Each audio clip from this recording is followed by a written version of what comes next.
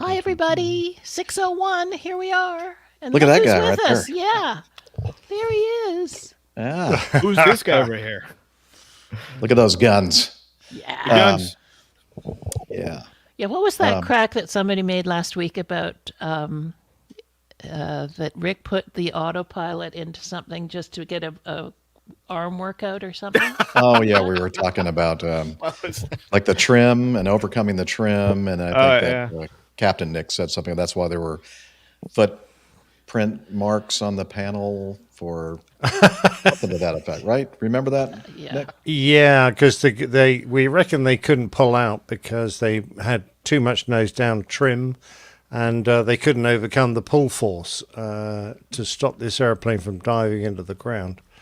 And I said, if it had been you, it would have been no problem. You'd have heaved that out. In fact, you test your strength against the autopilot by putting your feet on the instrument panel and I did. pulling. Yes. I did.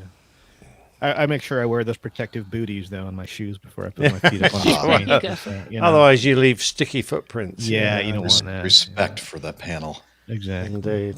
It's interesting, though, because... No respect for this panel. No. Yeah. The Blue Angels, the precision flying team here in the Navy, I think they fly with a significant amount of nose-down trim. Oh, they've got a bob weight. And they've got something like an 8-pound bob weight attached to the front of the stick. Yeah, to give them that feel. So they never get feel neutral on the stick. They've always got to brace themselves against that weight. It must be pretty heavy when they're pulling G. Exactly. Yeah. I was going to imagine that. Wow. So Steffi will be joining us. Unfortunately, Nick Camacho is otherwise occupied, but we've got Rick today and Captain Nick. You got the next best thing. Yeah. We've got three retired people and Rick. As I recall, Rick, the F-18, unlike most airplanes, which has a spring feel that gets heavier as your airspeed increases, the F-18, it did have spring feel, but because there was a computer to control the amount of input you could put in, what happened was as your angle of attack increased, that's when the stick got heavier, which I found a little counterintuitive until I got used to it. But if you were really slow speed and maneuvering the airplane hard, the stick was really quite, stuck in concrete. It was quite hard to move. Oh, really? Wow. Yeah. We do a sound check on Rick's music since we haven't heard this in a while. We'll dust that one off. Hello, hello. Testing 1, 2, 3 from the West Coast studio. How's that? Good. Too loud or like not? it. Sounds good. Okay. Well, And then how are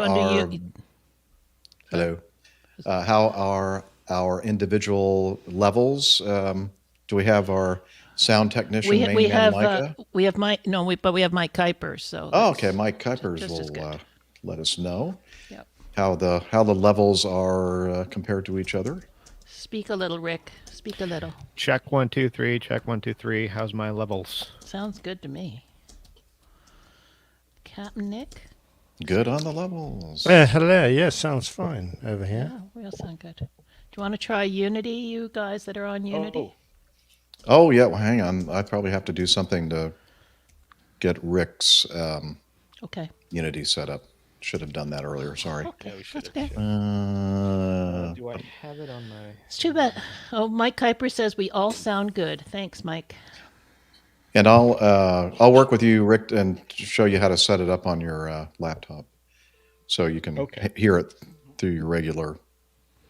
Hi, Donna Rose. Yeah, Rick's here, and Steph's coming in about an hour or so. She thinks she'll be home. Nick Camacho, unfortunately, not today. We can't seem to get everybody together, but Just can't seem to get it all together. understand Nick Anderson. Thank you, ma'am. I've been a little that way myself today. Not feeling 100%. Are you guys talking on Unity or something? No, he just text. sent a text. Oh my God! The guy who starred in Starsky and Hutch, David Soul, died at 80 years old. Boy, that makes me feel old. I was young. Okay. Oh yeah. I need to. Too bad. I was saying to the guys before we came live, too bad nothing happened in the airline industry this week at all. We really don't have much to talk about. No, it's been Yeah. a slow Yeah. new. Tanya, news week. hi. Happy Friday. TGIF. Hey, Rick, just careful moving your microphone around. There's a lot of handling noise that we're getting Let from me see that. here. I'm just trying to. Okay. This thing keeps Get it right. moving Just get it around. right. Yeah. Okay. Trying to find the sweet spot. How's that? Right there. Hang on. Sounds good. Okay. Edit. It's a different. Oh, I have a different interface. I don't like it when they change There we go. things. Oh, yeah, just for the sake Damn of it. changing them. Subscriptions, maybe. Excuse me. The hiccups. Users. Okay. I'm going to turn off Camacho's and turn on Rick's. Submit. Okay. So, Rick, you should be able to log into Unity, however you're going to do that. Okay, let me see here.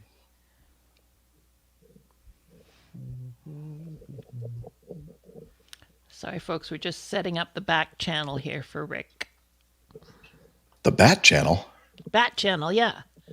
Same the- bat time. Same. We've got the bat signal up. Steffi's Yeah. following We- it home from work. We do need to have a bat signal put up for people to get little texts to know that we're about to start our live Exactly. stream or recording. Serious it. about TGIF? No, I don't care about TGIF anymore. I haul boxes. If that's what you're asking. Although the weekend still does kind of feel different to me, even though it's like meaningless. Oh, about the news. Yes, of course, I was being facetious about the news. I've got a little bet with myself how long these guys will talk about the Haneda thing. Was there something going on in Haneda? Apparently. Not anymore. I think they've got Yeah, I think they've Yeah. moved the they've swept it up now. I think. That's, Yeah, I think it's done. All right, let me see here. It's pretty. I'm impressed with how long that carbon fiber burns. I know they're going to get good data out of that Yeah. because I think it's the first ever hull loss of a carbon fiber built Yep. airplane. commercial one. Apparently, there've been some Yeah. military, I believe, but yeah. Yeah. So what's the I mean, it burns in a different way, but it should survive as long as aluminium. Kind of looked like it was burning from the inside out, right? Like it looked like they couldn't really get the foam on it because it was all flaming inside, kind of. It's from materials expert Liz Piper. All right, so I'm I've got a set up spreadsheet here. on it. Username and password for this thing here. Okay. Just- Hang on. Let me send that to you. Mhm. Let me go back to.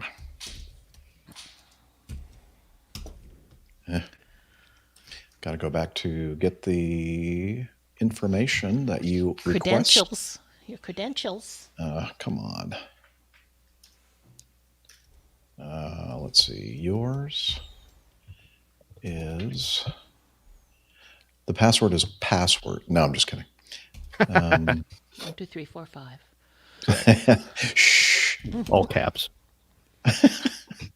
All caps on the 1, 2, 3, 4, 5. Exactly. Huh? What do you mean? Okay. So your username is RICK, which is your name. Whoa. Yeah, I know. Creative. And then I'm going to text you the password. That's good. So it's Bonjour, direct connection, Unity class. That's just direct connection, right? Where are you looking in the? No. Hang on. Let me disconnect. Unity Cloud. Unity Cloud. Okay, that's what I thought. Yeah. Okay, there we go. Micah. So Nick, is the bowls back in full swing now after the holiday season? Oh, yeah. Yeah. Yeah. In fact, I've got a county match on Sunday. Cool. Are you liking Are you liking playing these county matches? Is that fun? Oh yeah, it's it's nice to get a chance to play good players from Cool. other parts of the country, but there's a lot of travelling involved. Yeah.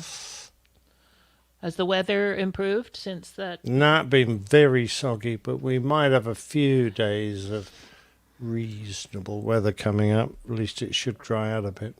I think we're actually supposed to get our first real snow of the winter in the next couple of days. All right. Finally. Like real snow. You got a little dusting the other day, right? Yeah, nothing. And for company name, Jeff?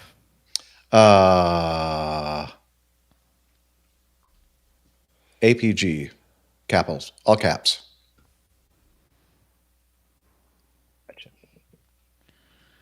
Is it Bulls? Hey, I see that you're on Unity, I think. Are you seeing him there? Anybody else? I'm You not must on my select Stream Deck. one I'm or not. more talk channels before pressing. Okay. Oh, so There it just is. the one that says crew, the number one. Hello, hello. Yeah, Yeah, we hear you on Unity. Good deal. cool. Okay, so let's mute ourselves on StreamYard and just check that back channel there. That's good. Let me see here. This is Nick in the back passage. This is Liz. Hello. Nope, can't hear Rick at the moment.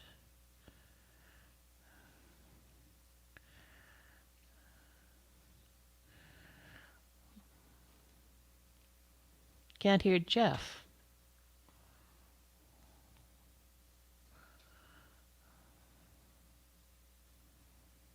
Snake in the back passage.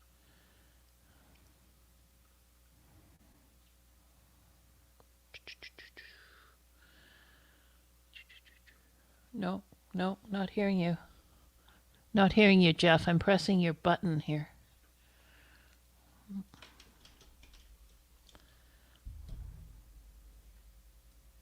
I gather you're not hearing anyone in Unity, Liz, No, hang on. because we were all calling. No, I heard you, Nick. Did hear you. I didn't hear the two guys.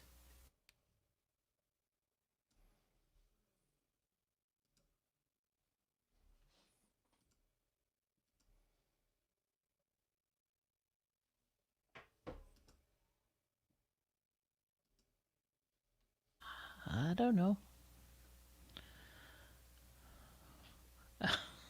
Hi, Hall Boxes. Show title: A Snake in the Back Passage. Don't think we want to go there. Look at Nick. No, no, no, no.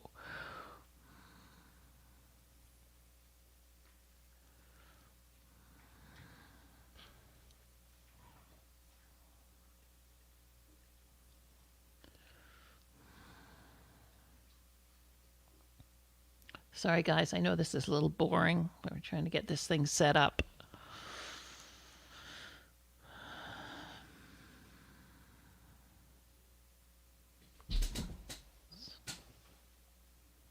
So, Nick, have you got your new lighting set up on tonight?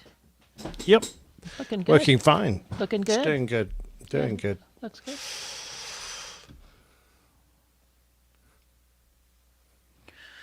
So I can control it from the PUDA, and I can, although at the moment the automatic exposure on the camera will take out and fix, but I can Cool. sort of change color. It's a nice Okay. warm. So, Liz, Yes. Yes. so you didn't hear Rick nor I in No. Unity? I did not. Do you have the crew one channel, the green selected in your little UI and the blue crew selected? I have the green is on and the blue is on. Yeah. Okay. Yeah. Well, let me try this one more time.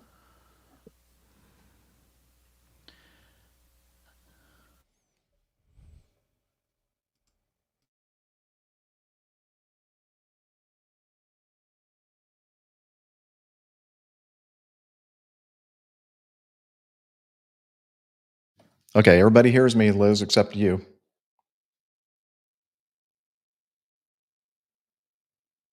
Now we don't hear her. No.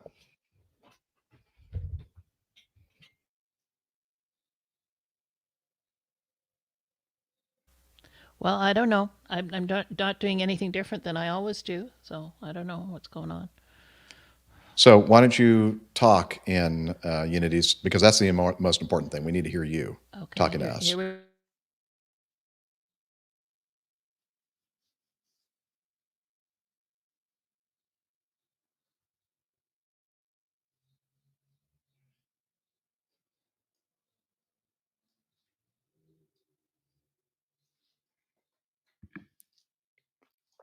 Do you have the press to talk latched? Now, we still don't hear anything.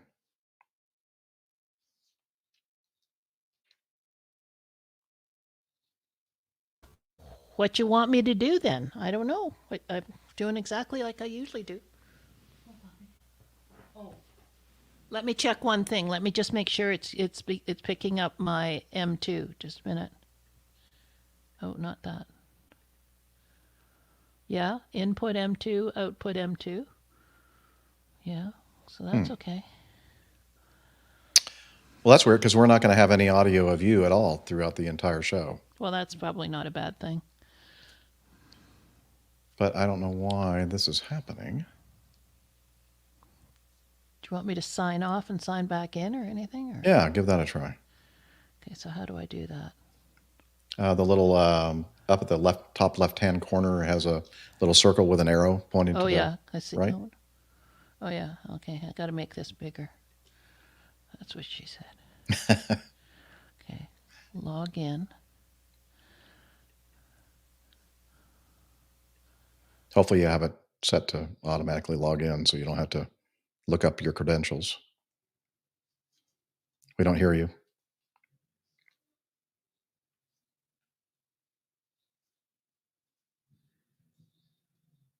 Oh, well, I logged off, logged back in, speaking.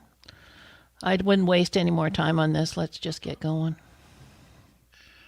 So you're sure that the crew #1 channel is green? Yes, sir. It's green. How about contact me in the direct, the private? Here I am talking to you directly in private. Okay, mute yourself in StreamYard.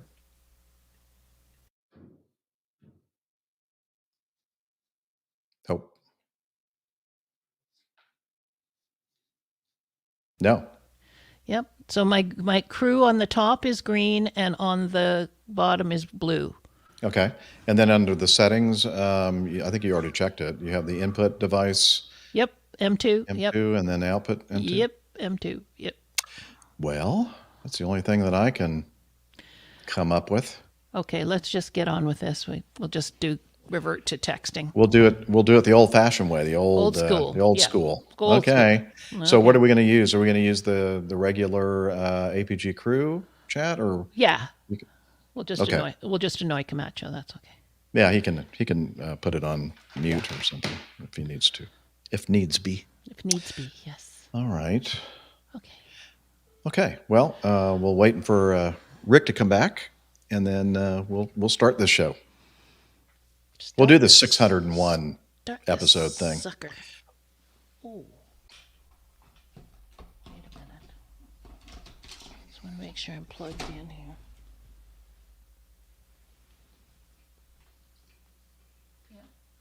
I mean, we're hearing you in StreamYard on the Heil. Yeah. No, I know. Yep. No, I don't know. My Stream Deck is all lit up and everything, and Oh. I don't know. Oh, maybe it's the Stream Deck. Did you try to talk through the little graphic user interface thing? Yeah, I did that too. Oh, okay. Did them both. Well, Don't know. Wilbur. Not worth wasting more time on it. Okay. All right. Well, we'll just have to try to pay attention to the. If anybody sees Liz trying to convey something to me, you can use Unity to tell me. If that makes any sense. I may not see it. Okay. Sure. All right. Ready to roll? I think so. Okay. All right. Let's see if Radio Roger wants to do his thing. Radio Roger, you ready? You're a little loud, Jeff, to me. Are you loud? A little loud? Hello? When I'm normally talking or when I'm yelling? I thought you were a little bit loud even talking, but that's okay. Go ahead. No, you're fine, Joe. Oh, well, over I here didn't you are. change anything. Go on. What's going on with you, Liz? I don't know. I told you I wasn't feeling that great today. I'm sorry. All right, let's go with it. You're listening to the Airline Pilot Guy Show. The view from our side of the cockpit door. WAPG, it's the Airline Pilot Guy. But before we do this, we're going to go ahead and make sure that I am recording. Oh, yeah. Mm-hmm. So that's what happens. When we're distracted, we don't make sure that things are happening the way they're supposed to. Back to Reaper. Okay. Okay. And looks like that is set up. And we'll go to W. And record. And record here. Okay. Here we go. And here we go. You're listening to the Airline Pilot Guy Show. The view from our side of the cockpit door. WAPG, it's the Airline Pilot Guy. Airline Pilot Guy episode 601. Yeah, he's up in the sky. It's the Airline Pilot Guy. Hello, you're listening to the Airline Pilot Guy show. The view from our side of the cockpit door with your host, Captain Jeff, broadcasting live from Studio 1A at APG headquarters in Roswell, Georgia. Today's show is recorded on the 5th of January, 2024. Yeah, he's up in the sky. It's the Airline Pilot Guy. Get your light and it's flying by. With the Airline Pilot Guy.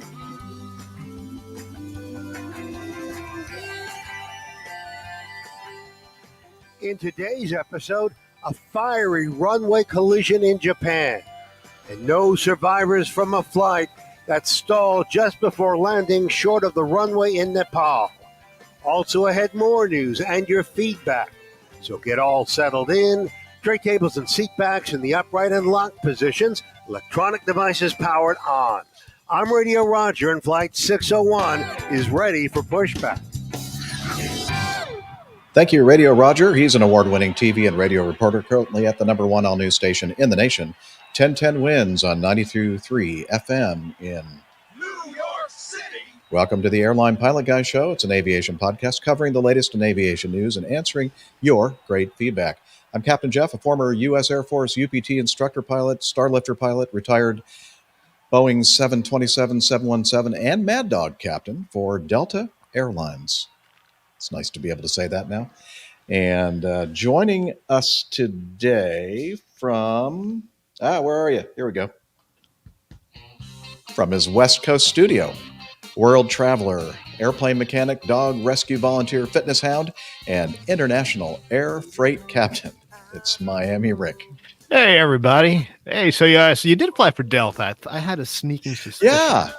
No, You know, that's weird, all, huh? All these years, I couldn't put two and two together. But hey, happy to be back. Happy 24, everybody. We have a lot to talk about, so let's get this one rolling. Let's do it. And also joining us for the fun and festivities from his studio in Hartford, Hereford, and Hampshire. professional photographer, former RAF fighter pilot, retired Airbus A330-340 captain for Virgin Atlantic Airways. It's Captain Nick. Hi, Jeff, and look, it's Rick. Ray! Lovely to see you again, Rick. Good to see you. Welcome back for the next 100 shows till we get to 700. That'll be brilliant. All right. And also joining us from her studio in Toronto, retired financier, aviation enthusiast, spreadsheet master, and our producer, it's Liz Piper. Hi, everybody. What a way to kick off the new year with Ricky here. Yay! And I'm so happy that I'm here with all my best friends. So can't wait to cover some news. Absolutely. Hey, let's bring it down and cover some news. What do you think? Think so. You bet. I'll All drink right. to that. Bye, guys. Bye.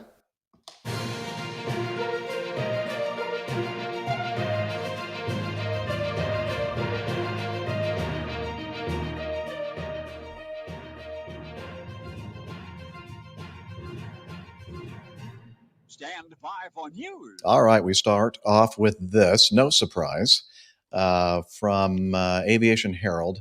A Japan Airlines Airbus A350-900 registration JA13XJ performing flight 516 from Sapporo to Tokyo Haneda with 367 passengers, 12 crew, landed on Haneda's runway 34 right at 1747 local time.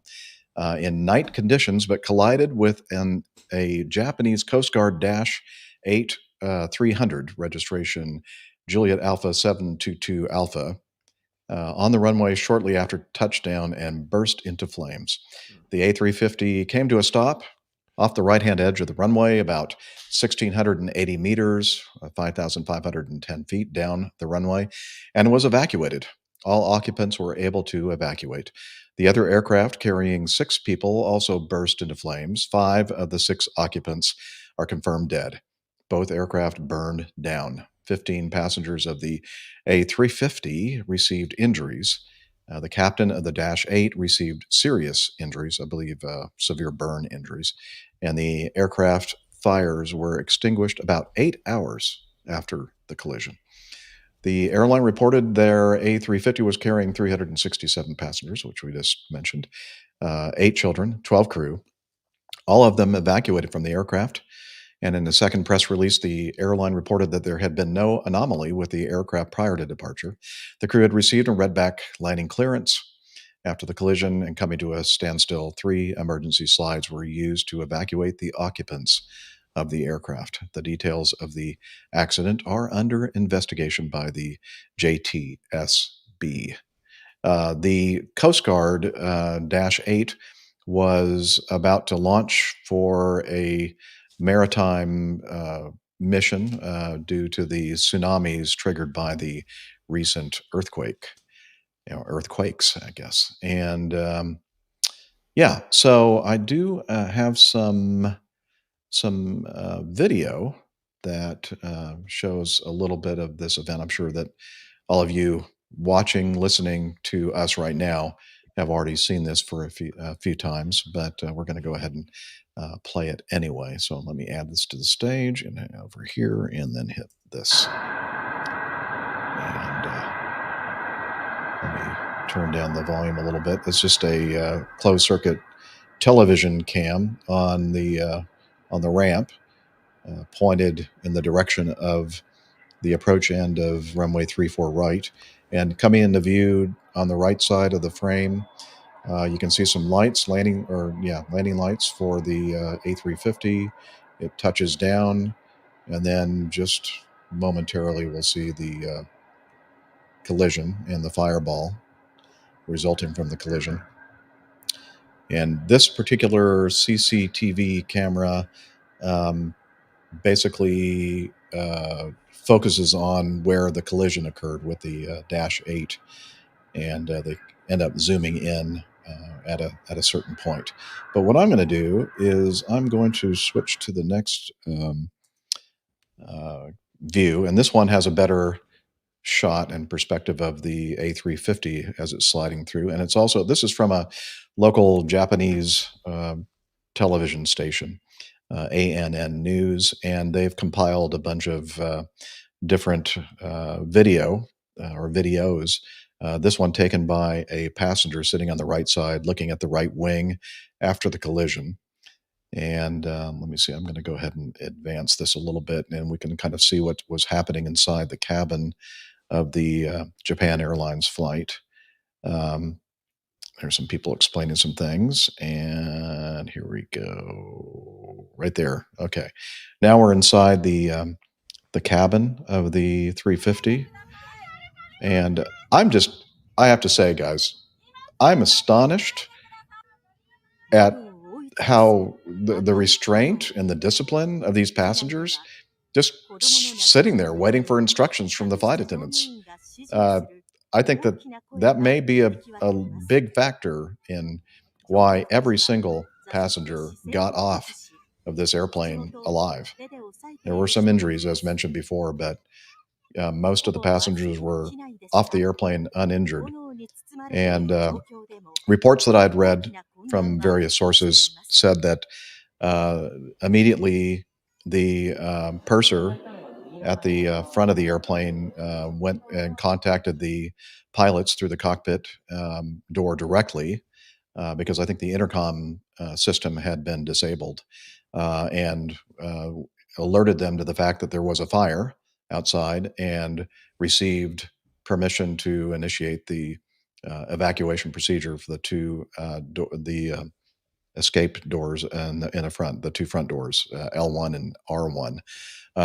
Back in the back, because of the fact that there was no way to communicate with anybody else in the front of the airplane, the flight attendants went ahead and initiated I guess that would be the L4 door, the door in the back on the left side, because on the right side they were seeing some signs of fire over there. So they started or initiated the evacuation from that door as well.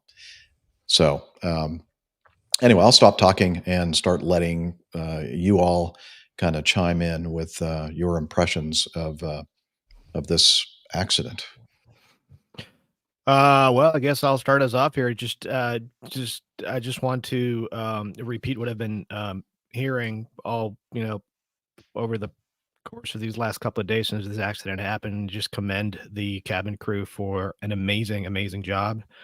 Yeah, it's just a testament to the fact that they are there indeed for our safety and not just to pass drinks and make us comfortable, which is why it is paramount that we pay, no matter how many times we've been on an airplane, pay attention to their briefing, because there might be things that we might miss, and particularly if it's a new type of aircraft for us. Like for me, I just flew on a 350 for the first time a couple days ago, and so you might be a seasoned traveler, but it always behooves you to pay attention to this, because it might, as this proves, save your life.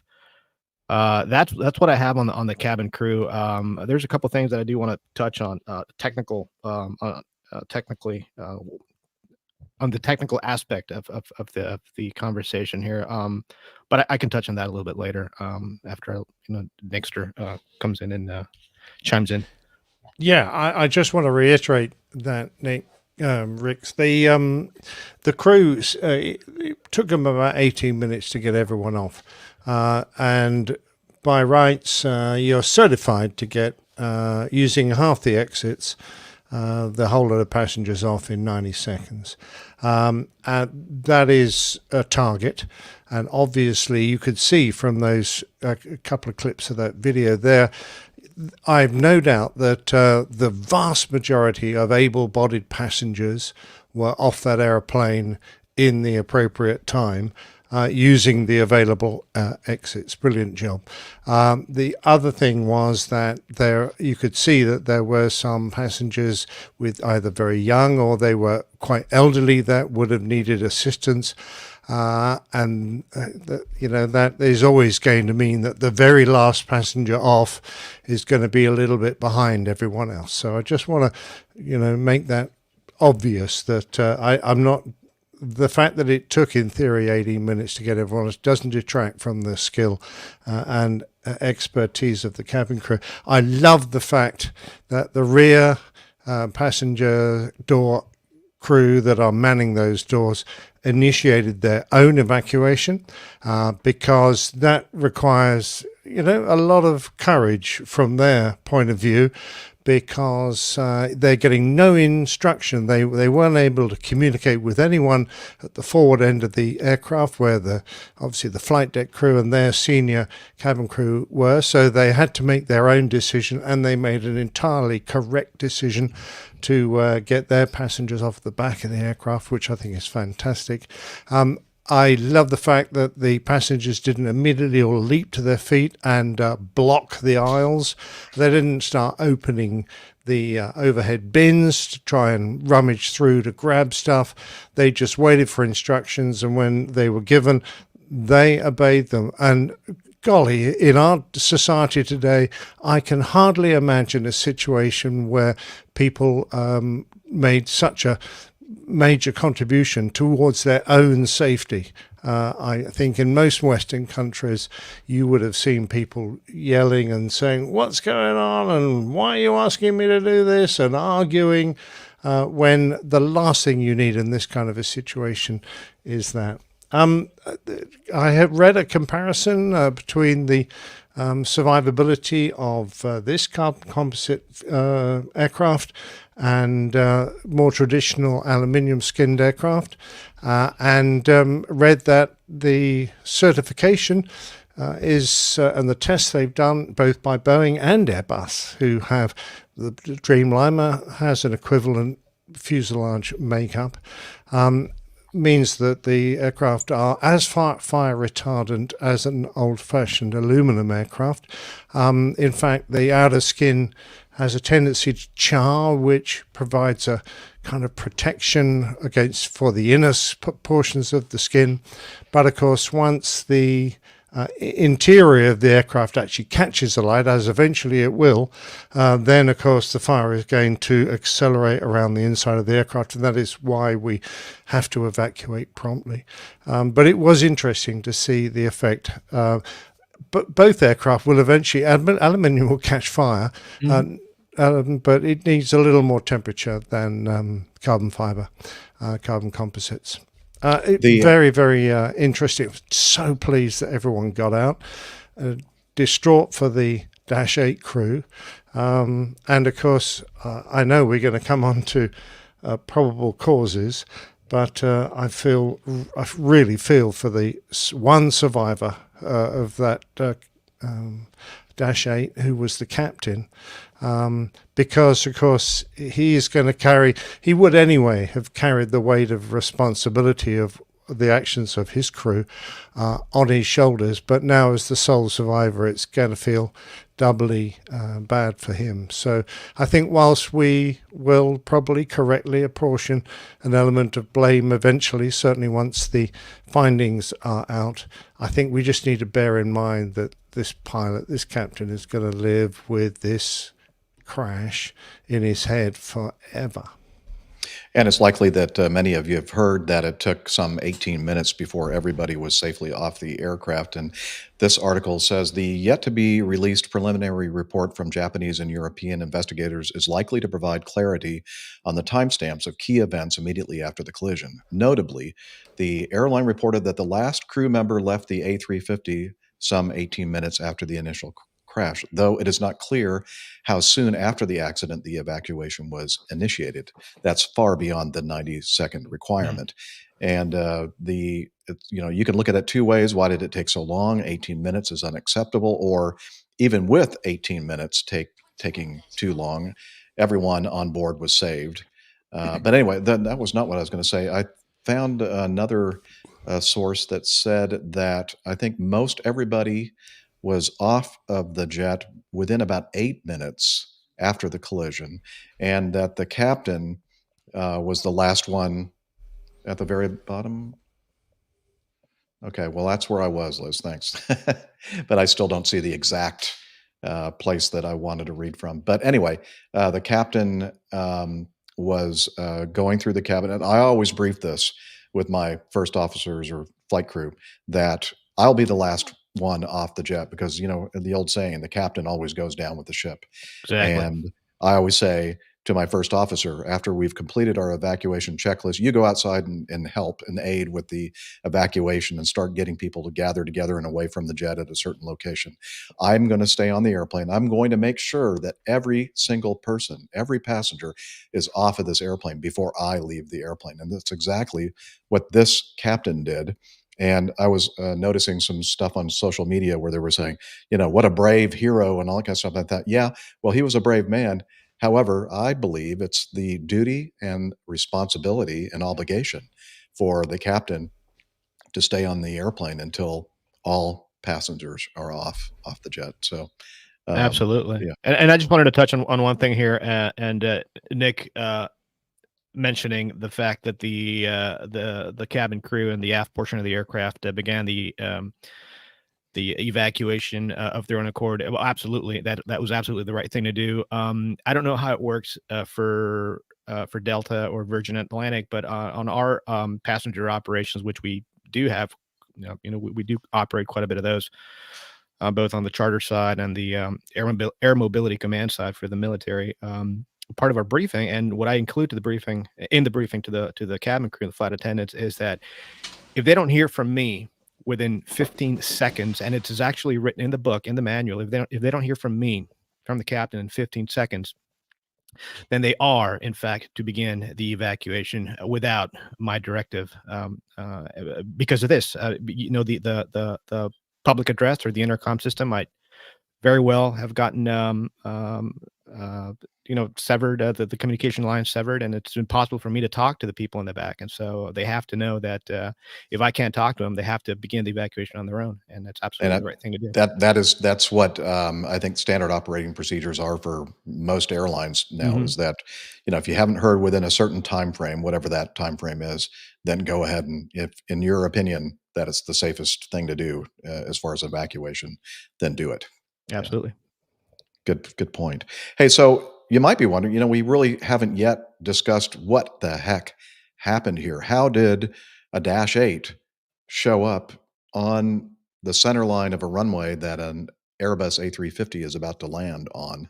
And they have released the transcripts of the tower and aircraft communications.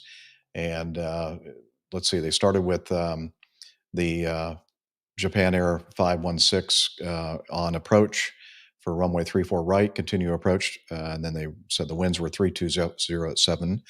We have departure. There was a previous Japan Air, I think flight 25, that it was in the midst of its takeoff roll during this communication.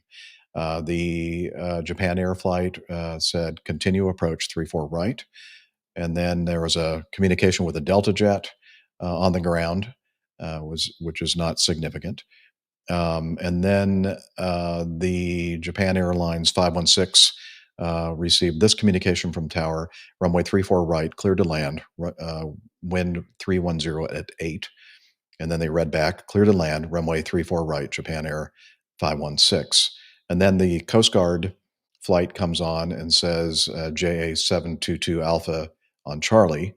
And then tower says, good evening. Number 1, taxi to holding point Charlie 5. Again, what he said was taxi to holding point Charlie 5. And then they read back taxi to holding point Charlie 5, JA 722 Alpha, number 1. Thank you. Tokyo Tower also tells another Japan Air flight to proceed to holding point Charlie 1. And then that was really the end of the significant communication with the two jets that were involved in this crash. So what they surmise happened is, instead of stopping at holding point Charlie 5, they ended up, and I'm going to go ahead and put some video up here, Liz, that kind of illustrates it a little bit. Here we go. Again, this is from ANN News in Japan, Tokyo, where they have this full-scale mock-up. By the way, I have to say, the journalists at this station are doing an amazing job of getting things right in their coverage of this accident, which sadly I can't really say that much about in our country anyway. So they have these models, and we see in this the start of this video, the Japan 350 coming in, and we see that instead of stopping at the Charlie 5 holding point, the Coast Guard Dash 8 continue onto the runway, lined up with the center line of the runway, some 1,000 feet or so beyond where the A350 was just about to touch down. And let me see if I can get this going a little bit here. Now, so he's showing the 350 touching down and then hitting the horizontal stabilizer of the Dash 8. And I'd like to stop it right there because I included some imagery in our Evernote note showing some of the dimensions of the Dash 8 and the 350. And it turns out that the horizontal stab of the Dash 8 300 is at 20.28 feet or something like that above the ground. And the, here, let me refer to that just to make sure I get that right. Looks like, no, 24 feet 7 inches is the height of the horizontal stabilizer. And the cockpit windows of the 350 are at, let's see, what is it, Charlie 1? I had this 20.28 feet or 6.18 meters. And so I'm thinking that if the 350 had, I'm hearing you, Nick. Okay. Oh, I see. If the 350 had derotated completely, I think that tail would have gone right through the cockpit windows, and this would have been a tragedy for the pilots on board this flight. But I would imagine they were probably still in, the nose wheel wasn't completely down, and they were still at a positive deck angle when they hit the thing. So in fact, I noticed from one of the early pictures that there was a cut in the center of the radome that extended back beyond, because the radome was missing, and you can just see it in this picture now, that it extends just at the level of the sort of cockpit floor.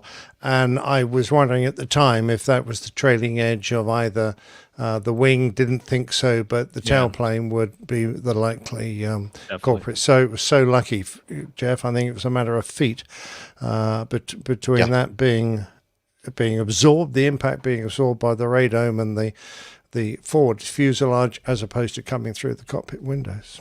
Yeah, the interviews with the pilots said that of the 350 that they never ever saw the Dash 8 at all. And some people think, well, why is that? Why can you not see an airplane that's clearly on the runway? Well, Rick, maybe you can help us figure that out. Yeah, and it's interesting.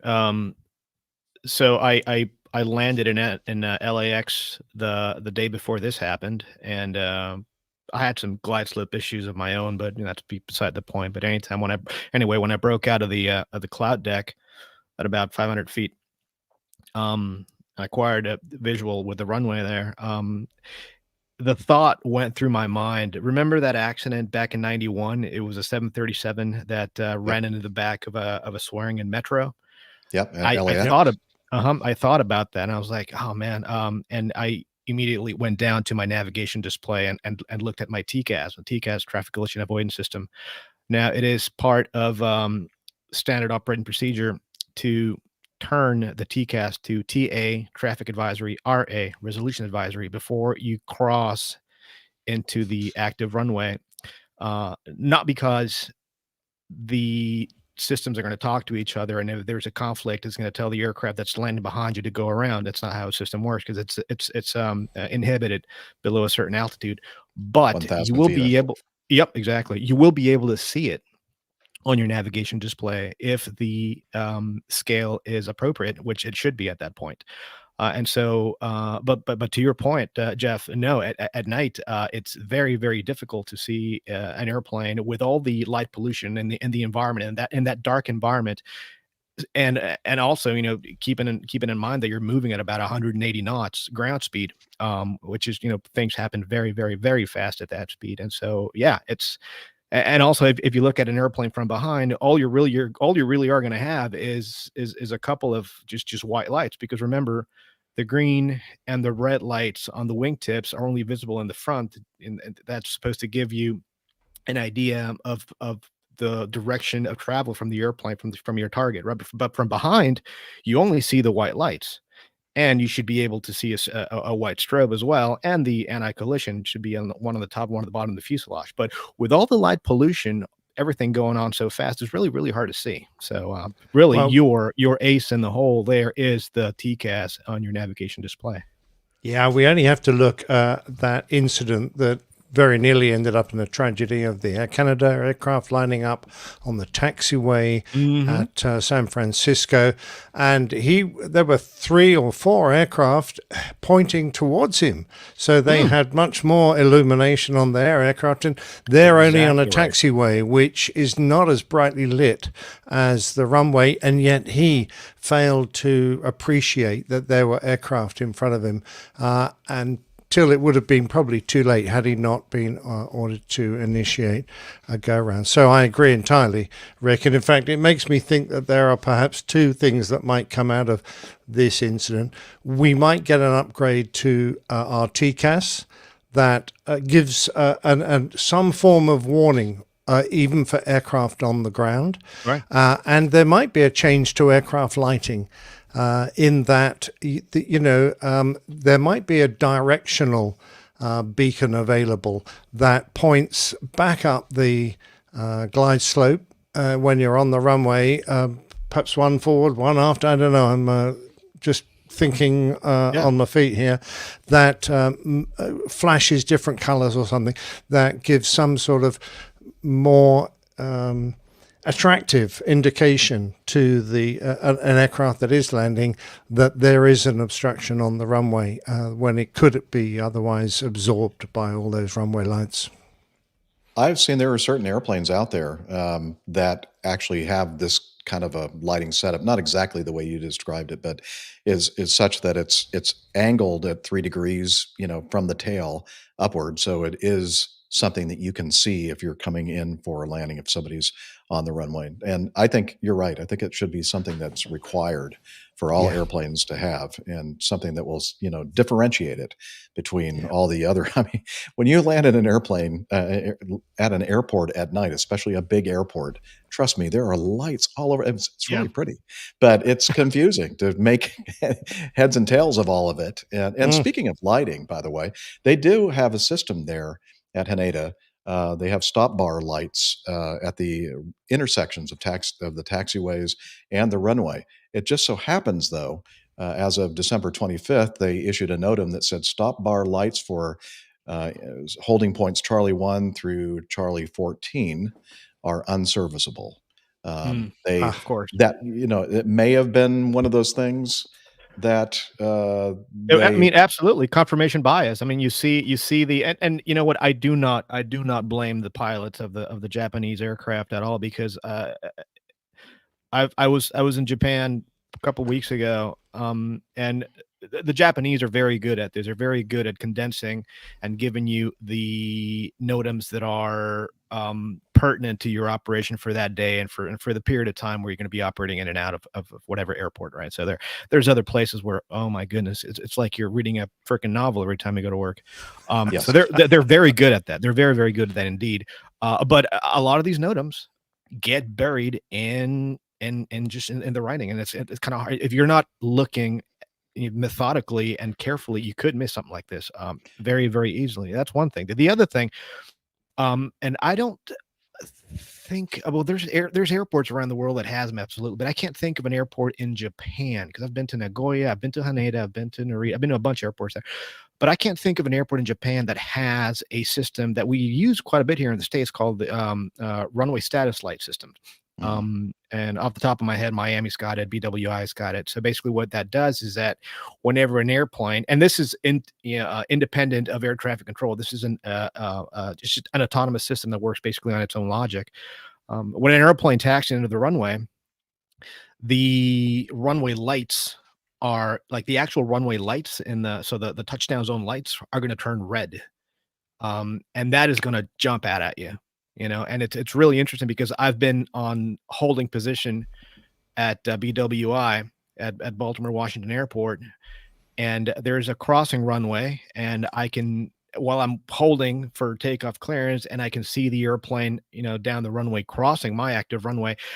For the period of time that the airplane goes from left to right or right to left, whatever it was, I can see the runway lights going red for that period of time and then turning back off to let me know the runway is in fact clear. So there are systems out there that are designed entirely to prevent this kind of issue. They should be installed. I know they're expensive, but they should be installed at every commercial airline used airport everywhere. Absolutely. Charlotte Douglas Absolutely. International, by the way, is one of those airports that has that system, and it's a great system. It really Absolutely. is. Yeah, it is good. But I note this guy taxed it on at Charlie 5, which is an intersection departure, and he might have been out of the coverage of those lights, Rick, at the point at which he entered the runway. So I don't know. No, but the lights that turn red are the touchdown zone lights. So the Japan the Airlines Airbus flight- might have seen them, Yeah. but whether he would have been in front of them or have them behind him or not, I don't know. Yeah, and at a certain point, it also looks at airplanes coming in on a certain point on short final, and then things will light up as well. So, but your point is well taken. They may have already crossed it by the time that would have activated. But I'll also say, and we talk about this all the time, communication is so important. Thankfully, the communication between the tower and the respective airplanes seems like it was perfect.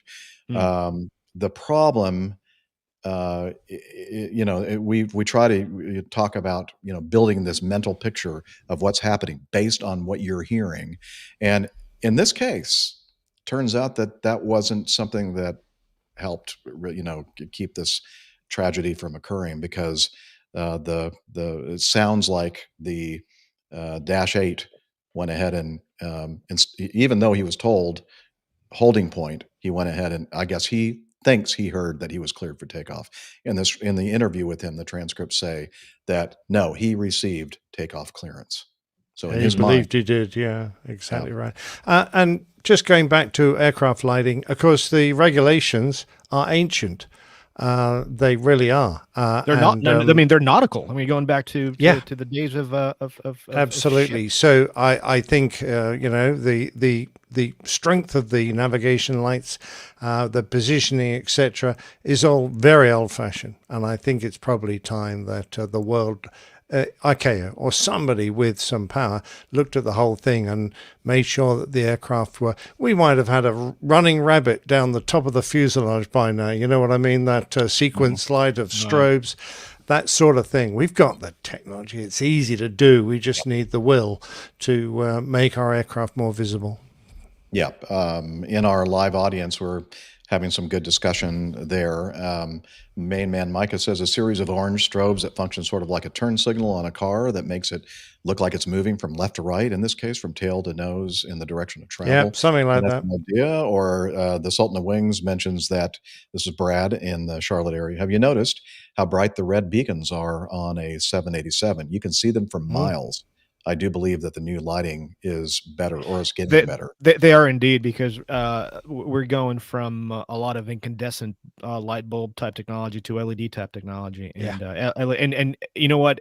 I've seen them in runway lighting systems, LED lights. Now I see them in PAPI lightings, and it's just great. I remember I used to be able to during at daytime when it's glary out, used to be able to pick up a PAPI maybe 5 miles out. Nowadays, with these new LED PAPIs, I tell you.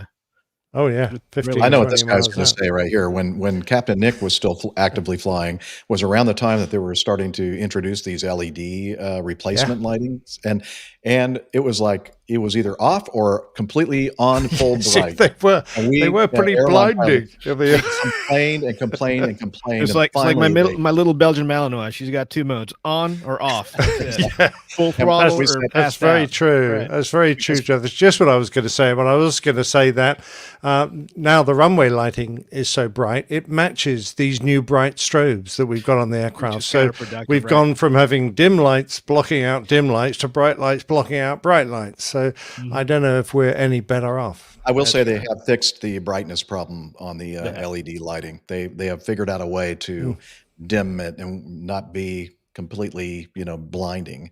Main Man Micah says, I thought that when Captain Nick started flying, they were starting to introduce electric lights instead of Yeah. Oh, yeah. kerosene. I remember those old goosenecks. Don't. I've been through the whole strata. that actually happened. I had when I first started flying the 7.6, 20 something years ago, I had my simulator instructor. He was one of the most senior captains in the airline. He just retired. He started in the airline flying DC-3s back in the days of the Wright brothers, and he tells a story of an evening flight to Easter Island in the middle of nowhere where they had an electrical failure, and this 707 at that time had gone past the point of no return, so they didn't have enough fuel to make it back to Santiago. So they had to figure out a way to light the runway and to aid this aircraft in landing, and that's exactly what they did. They lit up a bunch of kerosene lamps down the length of the runway, sporadically here and there, and that's how they got it. They got it landed. I love it. Whatever it takes, right? Exactly. Yeah, exactly right. But Yeah, I was talking about Charlotte just a few moments ago about their lighting system. And look, wait, it's Dr. Steph. Let's see, from her lakeside studio in South.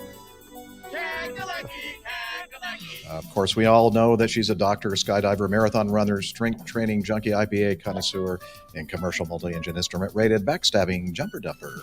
Hello, Dr. Steph. Welcome. Hey, Captain Jeff. Glad to be here, and I'm glad I can actually talk and produce sound and volume this week. Suffering with the whatever has been going around for like endless, the grunge, as Liz says. Yeah, that's an accurate description of it for weeks on end now. So fortunately feeling much better today. Past couple days have been the first few days I felt like pretty close to normal. Little congestion, a little cough here and there, so apologies in advance if any of that kind of sneaks its way into the microphone. But great to see you all, and welcome back, Rick. It's been a while. You've been listening to our discussion of our number one news item, the crash in Haneda. Anything to add, Steph? No, I think you guys did an excellent job covering that. I think we touched on all the salient points and information that's available so far. There's always a lot of points of consideration, and I think in this case it's going to be known relatively sooner rather than later, hopefully, the factors that contributed to this particular collision. So like you said, great job by cabin crew of the Japan Airlines getting everyone off safely in whatever time that took. Lots of data to be had, I think, from the whole loss itself with the carbon fiber stuff, and certainly thoughts and prayers for the folks on the Dash 8 and their families and loved ones. So I don't have a whole lot more to add. It was a great discussion. Glad I could listen to it. I do have to add one more thing, and I didn't mean to cast aspersions on all journalists here in the United States when it comes to aviation. Of course, our own Radio Roger, who is both a TV and radio reporter, award-winning, I should add, he gets it right. He is one of the few that do. So I just wanted to make sure you didn't think I was, dissing you, Roger. So make sure that was on the record. It is on the record. Note it. Yeah. All right. Well, it's time for us to move on then to our next item from the Aviation Herald as well.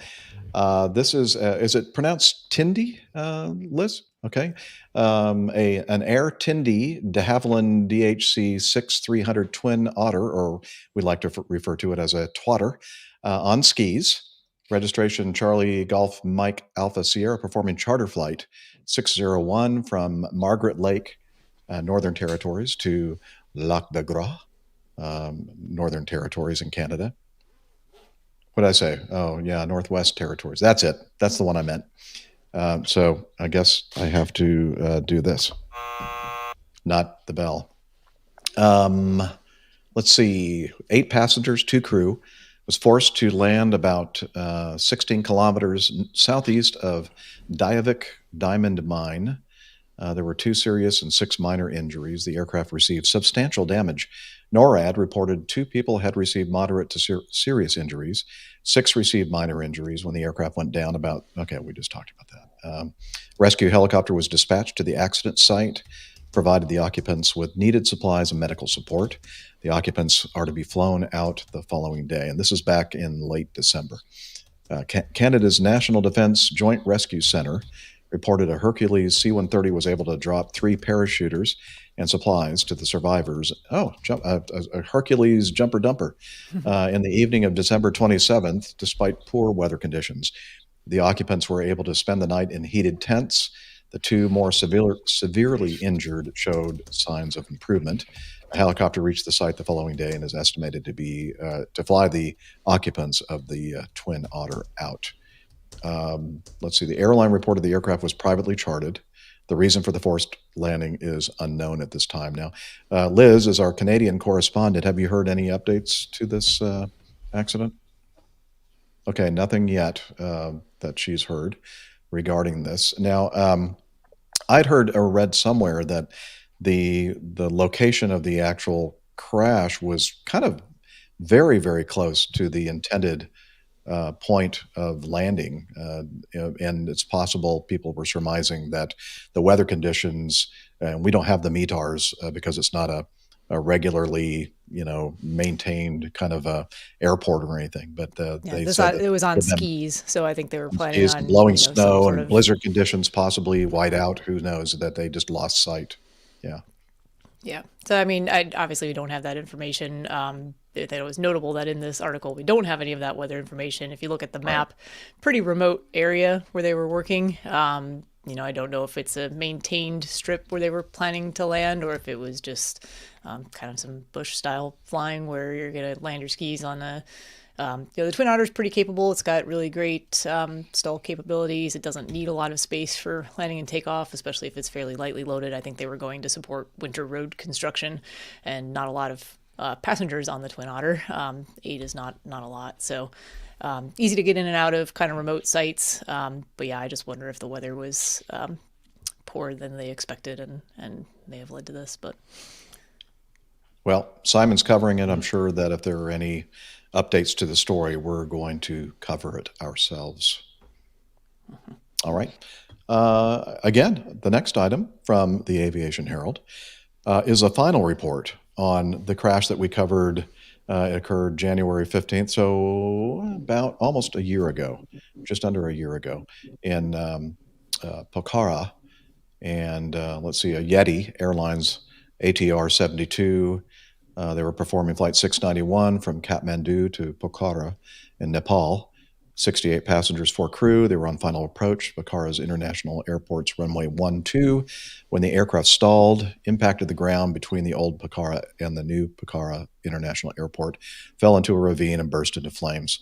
Now, we kind of covered this pretty thoroughly, and I think that in the preliminary report, they were basically citing the fact that they think that there was an error made, I think, by the first officer. Instead of moving the flaps to 30, the first officer instead moved the propeller levers to condition levers, condition levers.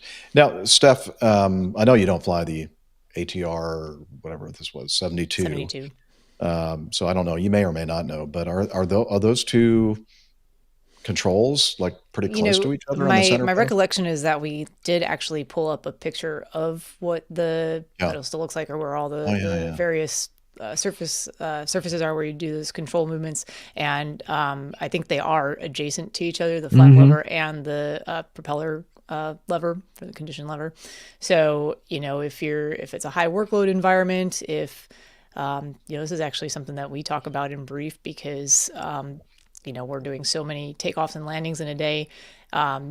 It's very easy to get into your routine, and your hand goes to where you think it's going, and you go through the motions, and you move the wrong lever. So instead of the flaps, you got the prop, and for whatever reason, they didn't notice, I suppose, or didn't notice in time that the propellers were in feather, which is a little strange because. So the captain did mention several times in the transcripts that there's no power for there. Where's the power? And they kept advancing the power levers up as far as. Yeah. Go ahead. Is Nick, you trying to say something, or are you talking to some? Oh, you're probably talking to Liz. Never mind. Oh, he's muted. Sorry, I was muted. I've fixed that now. Yeah, a little theory here. I'm first of all going to defend all first officers out there by saying actually the flight deck crew were both captains. So you've got there's a the captain problem. in the left seat. that is indeed the problem.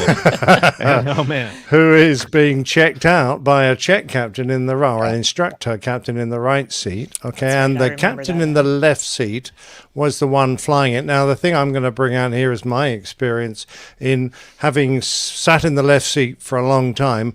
Very occasionally, I would be given a flight where I was taking the part of a cruise first officer in the right seat.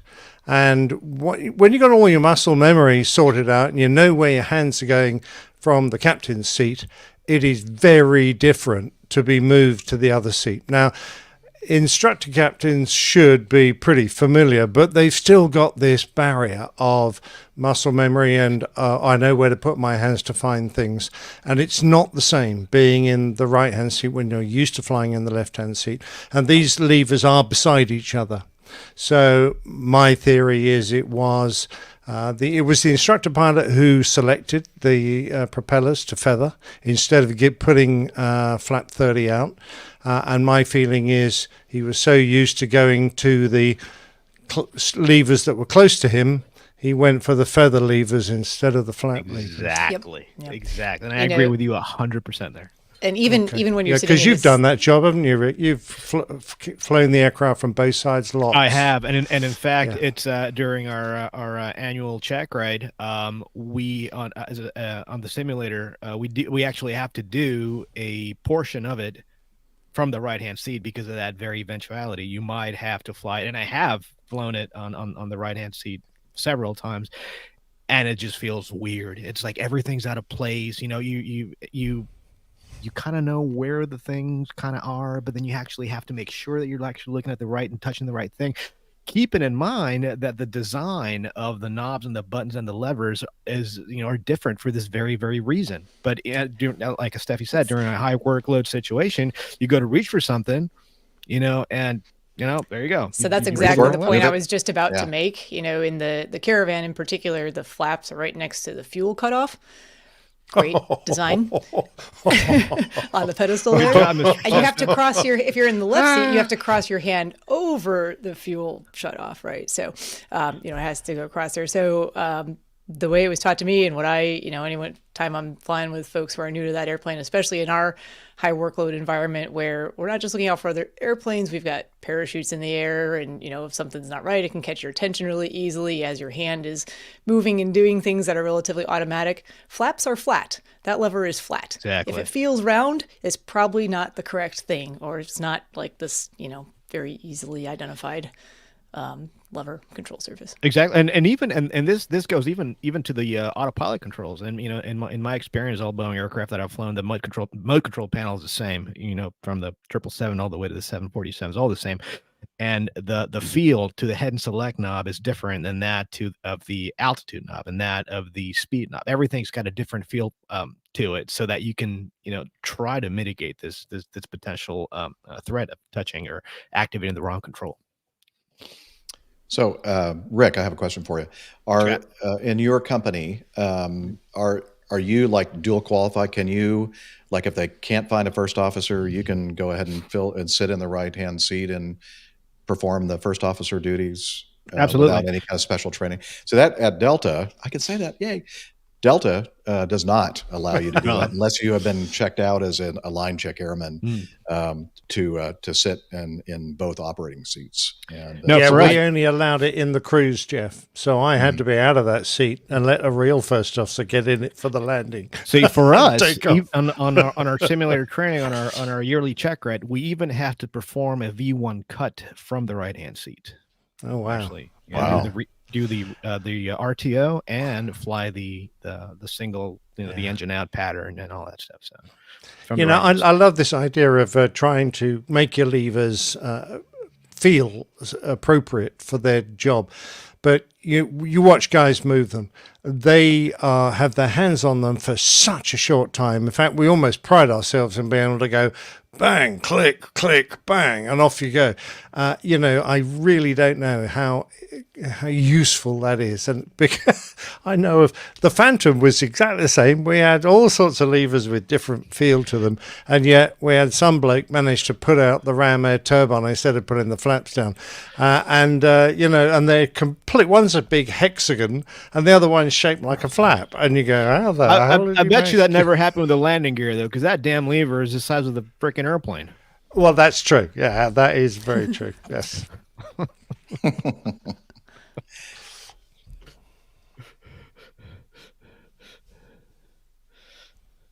Oh, interesting. From our Really? live audience, iHall Boxes says the preliminary report only includes the link to that APG show with no further remarks. Yeah, they finally got it right. 50% Excellent. at least. But I haven't received the monetary. It's in the It's in mail. the mail. Yeah. Okay. Check is in Along the with mail. my Yeah. pay rise. Yeah. Yeah. It's Sherpa's. He has it. It's going to take him a little while. He has to climb Everest first, but it'll Exactly. get here. Yeah. Yes. Oh man. Yeah, this is only my number 2 job, Normally I'm up and down Everest, yeah. Uh-huh. All right. Let's see. What should we do next, Liz? Should we do D? Uh-huh. Okay. Let's do item D from flightglobal.com. French investigators have determined that a tower controller forgot that a light aircraft was awaiting takeoff at Bordeaux before clearing an EasyJet Airbus A320 to land on the occupied runway. And now we wanted to kind of include this news item to show you that it's not just controllers here in the United States that are kind of messing things up and not doing their job exactly, most effectively.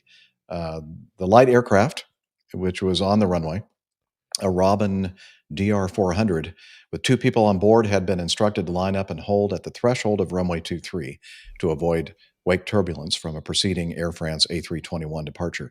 At the time of the lineup, the inbound EasyJet aircraft was established on approach some 8 nautical miles from the runway at a height of 2,800 feet. So it's pretty far out there.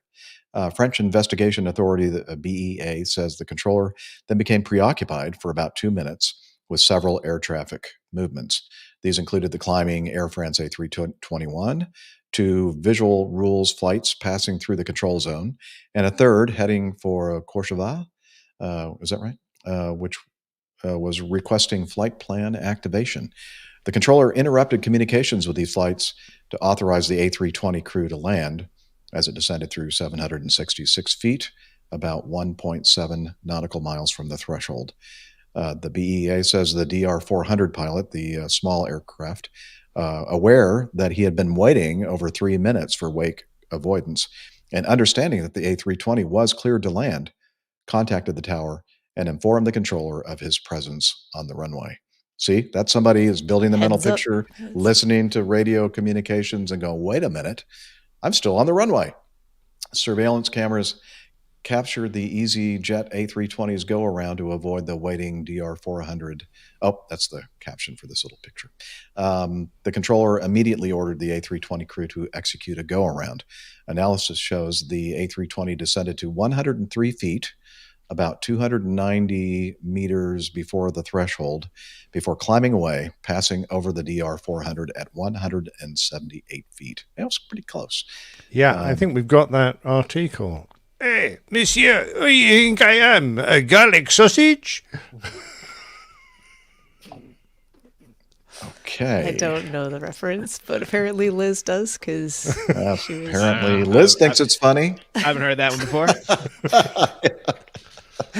Is that a reference to something, Nick, or did you just make No, that up? I'm sure the chap on the runway probably felt like he'd been ignored and, Yeah. what do you think I am? No, it's a TCAS system by Dassault, apparently. I think it's, Is that what it is? Okay. Anyway, the BEA says that this is a generalized practice, grouping of controller positions, dissimilar positions between runway and radar display screens, etc., and it's tolerated for the sake of, quote, social peace. Don't really understand that. of adjusting the number of controllers on the ship, leaving the French Air Navigation Service without reliable knowledge of occupied controller positions. That's no good. Nope. Doesn't sound ideal. At least. So is social peace means you get your days off or what? I don't know. I should say social peace. And yet the DR400 had to wait again due to wake turbulence. Yeah. Be another 3 minutes. Yeah. Thank you, Ludger. Yeah. We do this again, huh? Okay. And finally, no, not finally. I'd like to cover the wearable thing as well. Is that what we're doing next? Okay, let's do Keflavik. F. This is from the Aviation Herald, an Iceland Air Boeing 757-200. Performing flight 680 from Seattle, Washington to Keflavik, Iceland, with 178 passengers and 6 crew, was on approach to Keflavik, runway 1. Only runway 01 was available, with runway 1028 closed due to due to usable runway conditions not being maintained throughout the night, when another aircraft suffered a runway excursion and became stuck within the runway area near the end of the runway. The 757 entered a hold. While in the hold, the crew told ATC they would not be able to hold even 30 minutes, queried ATC whether their alternate Reykjavik would be available with runway braking coefficients. And ATC responded that the runway braking coefficients weren't yet known. It would take about 30 minutes to be done. However, let's see, the crew therefore declared an emergency, being low on fuel and to be able to land on closed runway 01. About 21 minutes after the crew was told about the runway excursion of the other aircraft, the aircraft landed safely on runway 01 that was still closed and still occupied at the time, I guess at the very end. With auto brake set to 4, which I'm guessing, Rick, is a pretty high setting. So you go from 1 to max auto on 7.5s and 7.6s. 1 gives you 4 feet per second square. 2 gives you 5. 3 gives you 6. 4 gives you 7.5, and max auto gives you 11 feet per second square deceleration. Where the RTO setting on that, the RTO gate on the auto brake system gives you, it's not contingent on a inertial input or a deceleration rate, but instead gives you the full 3,000 psi of the right hydraulic pressure system to stop you during a rejected takeoff. So yeah, 4 is pretty hefty. 7.5. Pretty high. It's not 11, but it's pretty. It's up there. Yeah. Yeah. And I mean, the brakes on these things are unbelievable. It's I when I read that report, I was like, that's exactly what I would have done. You really can't do anything else. And in icy conditions, especially this time of year, you don't want to roll to the end of the runway ever, because that's where you have rubber deposit, and then the other jet did it, and you saw exactly right. So you want to touch down and stop as soon as you can, get off the runway and just taxi off, because if you roll off to the end of the runway, that's where contamination is from the opposite side. So just stay away from that area. So I have to be honest, when I first read this, I thought that the 757 crew landed on it without approval and didn't know that the runway was somewhat occupied at the end and all that kind of stuff. But apparently he said, I don't care. I have to have a runway to land on. I've declared an emergency. And as they say at the very end of this narrative, the crew turned the landing lights off during rollout in order to not disturb the team working at the runway end, I guess on that other airplane. They vacated the runway and taxied to the apron. So it was, I'm not sure I'd have done that, but there you go. Just tell them to close their eyes for a moment if it's what not else right. Can you do? I don't know. I mean, you got yeah. Can't go to rate. The other runway's closed. But I mean, he's not arguing about that. He's talking about turning the lights off. So you I'd like to have seen it coming up so I could have taxied around it, or swerved around it, or take some pictures. You want to have your lights on, light it up a little bit. I fully appreciate his point of view, because you're the captain of an airplane. There's a piece of tarmac there. I don't care if there's some bloke parked up the far end. I'm going to stop before that, and I'm going to exercise my captain's prerogative to do what the hell I want. And so long as you can back it up afterwards, that's exactly what you should do. And I take my hat off to him. Absolutely. You know what this makes me reminds me of? Remember that that ATC exchange from this American Airlines 76, I think it was, landing in Kennedy, where the winds were out of tolerance or something like that, and then he's like, "Well, clear everybody out of my way, declare an emergency, just landing." This is what I'm going to do. Then the tower, That's right. the tower guy's like, "Okay, I guess you are." Yeah, that's what Captain's Emergency Authority means, right? Yeah, You know, exactly that, Jeff. Yeah. we'll talk about this as later. Nick says, you have to be able to back it up because you're going to be doing a carpet dance, and you better have the facts on your side. Yeah. Yeah. Absolutely. Yep. All right. Last one, item G, from the aviation web, avweb.com. Let's see. The Federal Aviation Administration recently granted approval for a supplemental type certificate, an STC, for AirSail's Air Aware headset device known as SkyLens HWD, which stands for Head Wearable Display, an enhanced flight vision system, EFVS, for pilots in low-vis conditions. It says that its EFVS received approval from the FAA for the Boeing 737NG, new generation product line. This achievement marks the world's first commercial EFVS system to achieve a 50% visual advantage and the first large transport aircraft to be certified with a complete dual pilot EFVS solution featuring a head wearable display. Let's see. Resembling a head-up display, HUD, AirAware's device presents aircraft performance data without requiring the pilot to look down at the instruments. The SkyLens HWD is distinguished by its ability to overlay synthetic terrain directly into the pilot's line of sight. The terrain information aligns with the pilot's head movements and showing relevant terrain display with a 180-degree field of view, meaning pilots get the advantages of the HUD without limiting their field of view.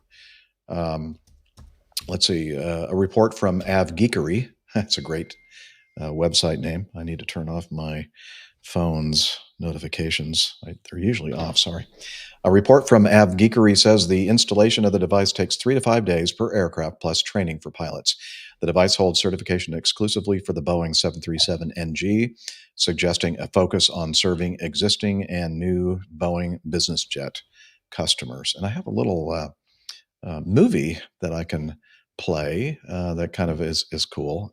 Cool pilot music. So I think it'd be fun to play this. Kind of get a little better idea of how this thing works. Yeah. We're pilots walking on the ramp. So Yeah. We've got handbags, yeah.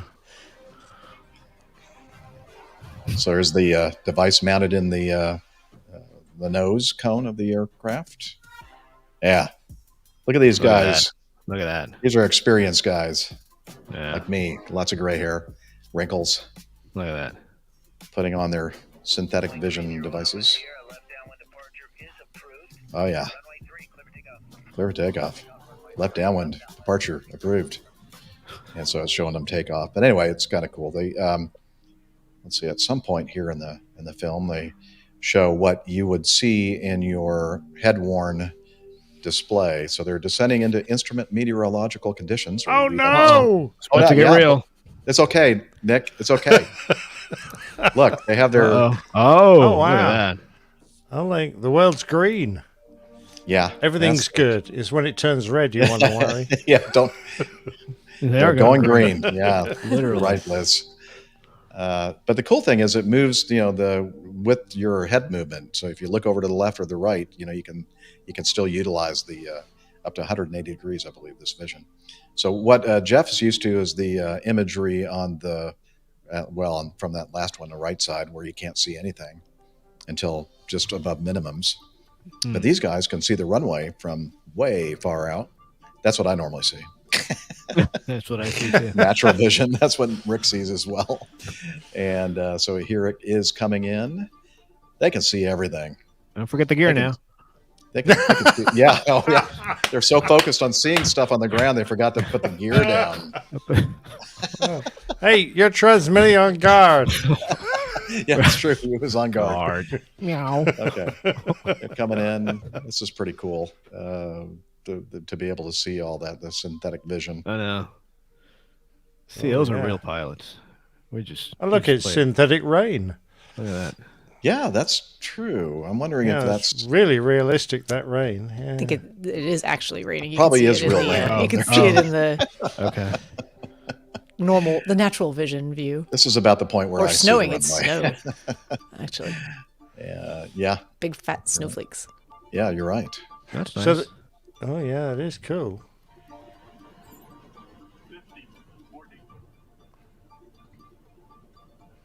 All That's right. nice.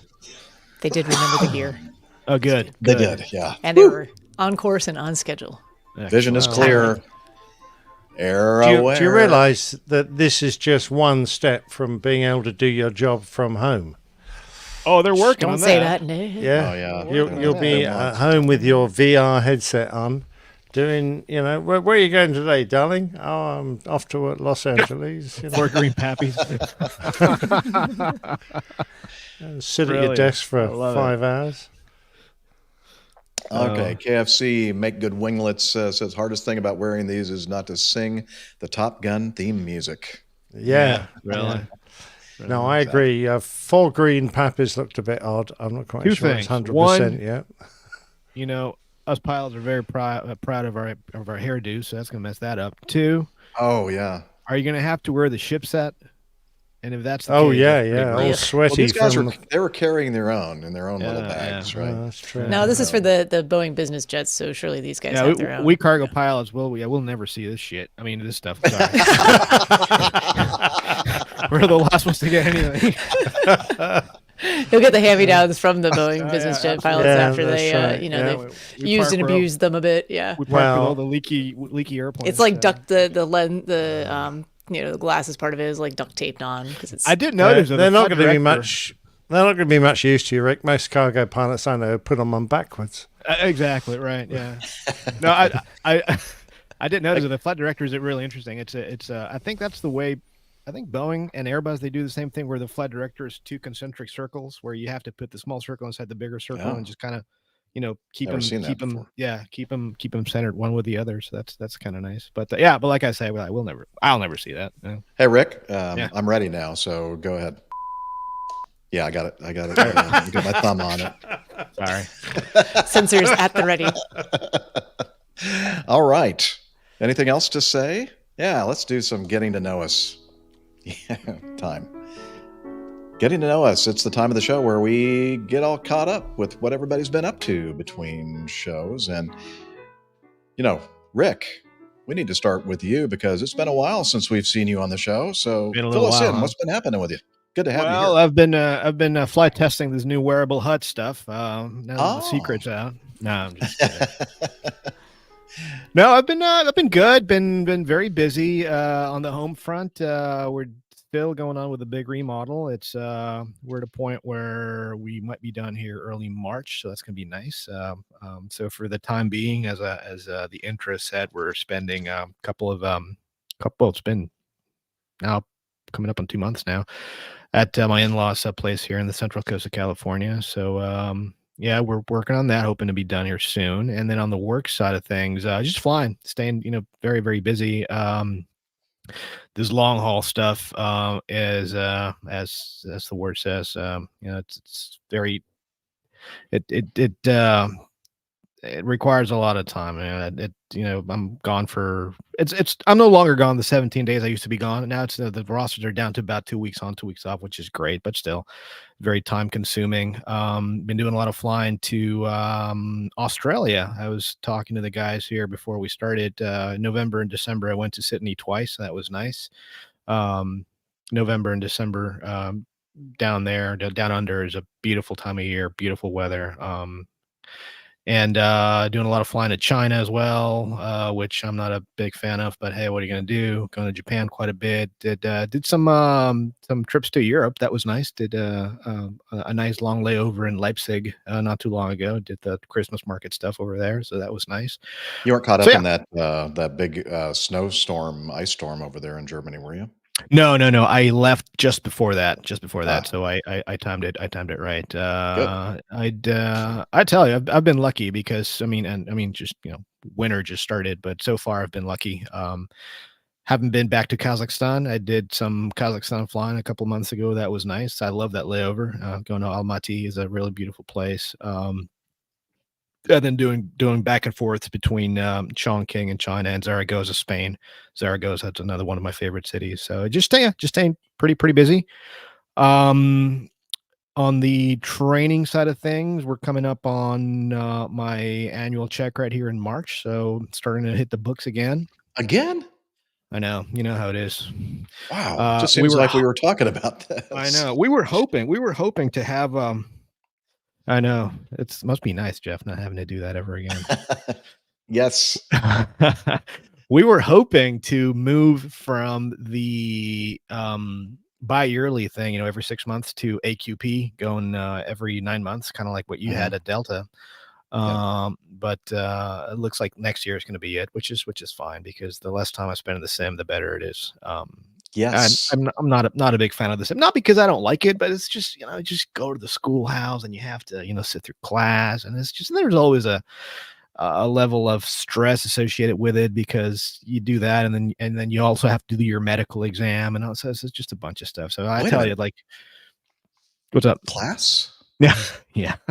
We haven't done class at Delta for, I don't know, a couple decades, I think. Oh yeah. No, you go in, like, for us, it's a 5-day thing where you do 2 days of classroom. Then the third day you do all the emergency equipment stuff, and then the evacuation, and you do a little bit of cross training with the cabin crew personnel, CRM type stuff. And then you do 2 days of simulator. The first day is a proficiency check warm up, where you do a lot of the same maneuvers you're going to do on your check ride. And the cool thing about it is that, depending on who's giving you the PC warm up, you can sign off a lot of the maneuvers, which is great. And that way, the following day when you do your proficiency check, is actually a little bit shorter, which is nice. So that I have that coming up in March. And then what else I got going on? That's it. So just basically being busy, just busy flying, staying on top of that. Here at home with the in-laws, as I said, they have 2 dogs. I have 3 dogs. Kind of have 3 dogs, so we have 5 dogs here at the house. It's quite a bit of canines just running around, and oh yeah, absolutely, they're having a lot of fun up here. The house is right on the cliff here on the beach, and so we have direct access to the beach right downstairs, like right outside, and so they love to go for their run in the morning, and take them 2 at a time, though, because 5 would be kind of a lot. Can't handle 5 dogs. Are they good swimmers, Rick? Oh yeah, Lucy loves to swim, and especially when the tide goes down and you have a lot of the tide pools exposed. You love to go in there and just splash around, and she's quite the little swimmer, that one. So you need to take a camera down, get some pictures. We'd love to see those. Absolutely. Oh, what's that? I'm getting. Nah. Who's teaching whom? Yeah. Well, I tell you, I mean, these guys, these sim guys they're very, very good. And the cool thing about it is that, I mean, I used to be a sim instructor for a little while. And you really do get to learn a lot, because that is what you're exposed to day in and day out. However, you can't operate out on the line like you fly a simulator. It's completely different, because there's aspects of the daily operation that you can't replicate in a simulator, and so it's night and day. And you can tell a lot of times, when these sim instructors go out on the line, that's been a little while since it's been out on the line. And so, and they're very open about it. They're like, what, I've been I haven't been out on the line for a while, and just watch me, and they'll try to get as many sectors as they possibly can, even though legally they can remain current just by getting their landings in their sim, because it's a level D simulator, so that takes care of that. But you do want to go out there if you haven't flown the jet in a while. You do want to go out there and actually handle the jet, because it's as much of a category D simulator that we have in the schoolhouse. It's not like the real airplane. It doesn't fly the same, and it never will. So it's good to go out there and actually hand fly the thing and see the operation, firsthand, because there's things that you can't replicate in the sim. So. I haven't been handled in quite some time, so Well, oh, you're talking about the airplane. I gotcha. Let me remind me to give you a number. Oh, okay. Thanks. And again, we're not going to change the name to Retired Airline Pilot Guy, just in case you were wondering. So I'm going to let this older retired guy, right? Well, it's not going to take me long, Jeff, to cover what I've done, which is absolutely nothing. It's been incredibly wet here. We have had almost constant and at times it rains in England. No way. Wow, that's unusual. Well, yeah, sometimes. And we've had about 2 weeks of it, and everything is absolutely sodden. So, including my poor sports car. So the wind's been flapping, so I can't put the cover on it because it just gets beaten to death. Anyway, been very wet. So that's it, really. Playing a county match on Sunday, which I'm looking forward to, representing Hampshire again. And that's really it. More to report perhaps next week. Hereford and Hampshire. I knew you were going to do Indeed. Yes, we're playing. You know me too we're well. playing Kent, I think. So, yeah. Oh. Were you born in Kent? I was indeed, yes. I am, I'm trying to remember which one I am, a man of Kent or a Kentish man. I think I'm a man of Kent. Depends which side of the River Medway you're born as to whether you are one. Because they had a war between the men of Kent and the Kentish men, you see. So it means something down there. No idea. Okay. No, don't worry about it. Well, it was a while ago. I look worried. No, you don't. No, you look very good, actually. You look very relaxed, if you don't mind me saying so. Well, good. It's because, I'm a retired airline pilot now, and I'm still keeping busy, but a retired Delta Airlines captain, yes.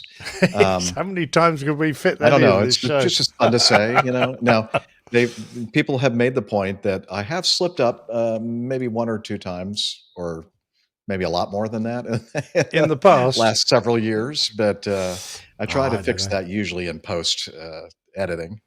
Yeah, Legacy Airline based in Atlanta. I mean, there are a lot of them. Exactly. Well, I was able to put a little hint in the show cover art. I don't know. Okay, that'll be interesting to cover. Yeah. You want to look at that right now? Oh, if you want, yeah. Okay, we could let's do it. Cover art. So look at that. Isn't that that's beautiful? Very poignant. The old man going over the hill. So, but didn't have to add that. Yeah, and because his eyesight's failing, I had to put a nice big 600 so he could find it. You know what? You should have had me with my arms straight out in front of me, like I could, trying to feel my way. Actually, I had enough trouble getting a bloke in something that vaguely resembled a pilot's uniform. They have this terrible habit of, if you ask for a back view of someone, his head's on the right way round, but his jacket's on backwards. It's like they got all the buttons down the poor Jeff has kind of lost his mind, and he's putting on his jacket backwards. So the AI is not quite up to speed. It's not. I had to make a lot of adjustments to even make it vaguely look like you. But I managed to get your hat in your hand, and if you know, it's not an Acme hat. It's a proper Delta captain. Now I should have zoomed in on that.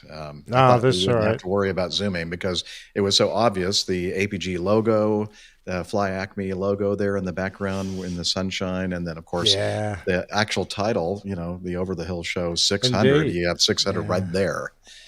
So there we go. That was an easy one. In fact, I've already got all the ideas I need for this show. So Really? Yeah, Okay, yeah. well, We're gonna have. you said something that I thought could be a possible title. The bang, click, click, bang, I think is what you said. Right? No, I think we're going to have There were French some great Union French soup. puns. We're going to have escargot around. We're going to have snailed it, and I eclair an emergency. So all of that's going in. Our live chat are a very creative, funny bunch of people, and they had all of us laughing here in the background during that discussion. No, the boys done good. Thank you very much for all those great ideas. Well, thank you for that great art, Captain Nick. Really, really nice. Yeah. Pretty, isn't it? Yeah, I love it. Yeah. Well, since we have, and we avoided the poop in the mustache. We did. Yes, that was the important bit. Steph, let's get to you before you leave us for whatever reason. No, I'm here now. I'm sorry, I was waiting on it. I had a phone call that I had to return, and then I tried to return it while Rick was catching us up, and then I had to wait for a call back on it. But now I've since had that phone call, so we're good to go. Oh, yes. All right. Yeah. Well, we're going to hear from you anyway. My catch up will be brief, as Liz described it at the beginning of the show. I've been dealing with the grunge, which is the technical term for the illness that I've had for, I had it for like 2 weeks over Thanksgiving, and then I had it for over a week. It kind of started back up again day before Christmas, Christmas Eve. Really sick Christmas Day. Weather was, kind of not great that day. So I just kind of thought I'd stay inside and have a quiet Christmas and some soup and recovery. And then it lingered all week long. So before I went, I think I probably mentioned this the last show, so I'm sorry for regurgitating again. But before I went back to work, because I still wasn't better, I went by the local urgent care, and I was negative for COVID and flu and strep. So I think the grunge is the absolute appropriate, it's the correct medical term for what I had, but still just a little bit of congestion, a little bit of cough.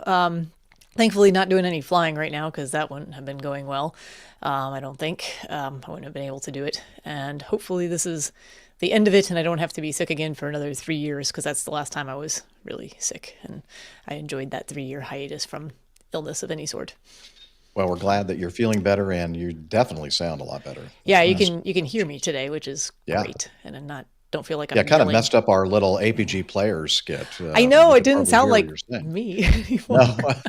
We'll have to re-record it with my actual voice. Yeah, you missed it, Rick. We did the another episode of the APG players. Yeah. At the very beginning of the show. Just take a listen, see what you think. I think we might be going on the road. Tim has Tim some Van Ram suggestions for me. Yeah, what does he say? He says, might have to put the top up on the Jeep soon to stay healthy.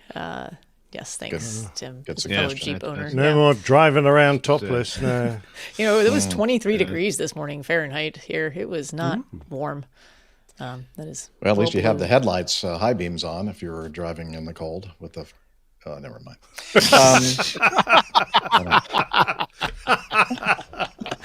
I am going to just let that one go. Just HR might get to hear about that one. Well, nice. It's okay if you say it to HR, right? Yeah, apparently. If you're just very direct about it, it's fine. It's fine. No, I've had the top back on. Cut that out in post. Okay. Yeah, they're telling me I got to cut that out in post. As nice and warm as it is here in the South, Kakalaki, in the winter it still gets cold, so the top stays on the Jeep usually from October till about May, and the doors too. It's less fun, but warmer, definitely warmer. Yeah. Wow, fair enough. Excellent. All right. Oh, my turn.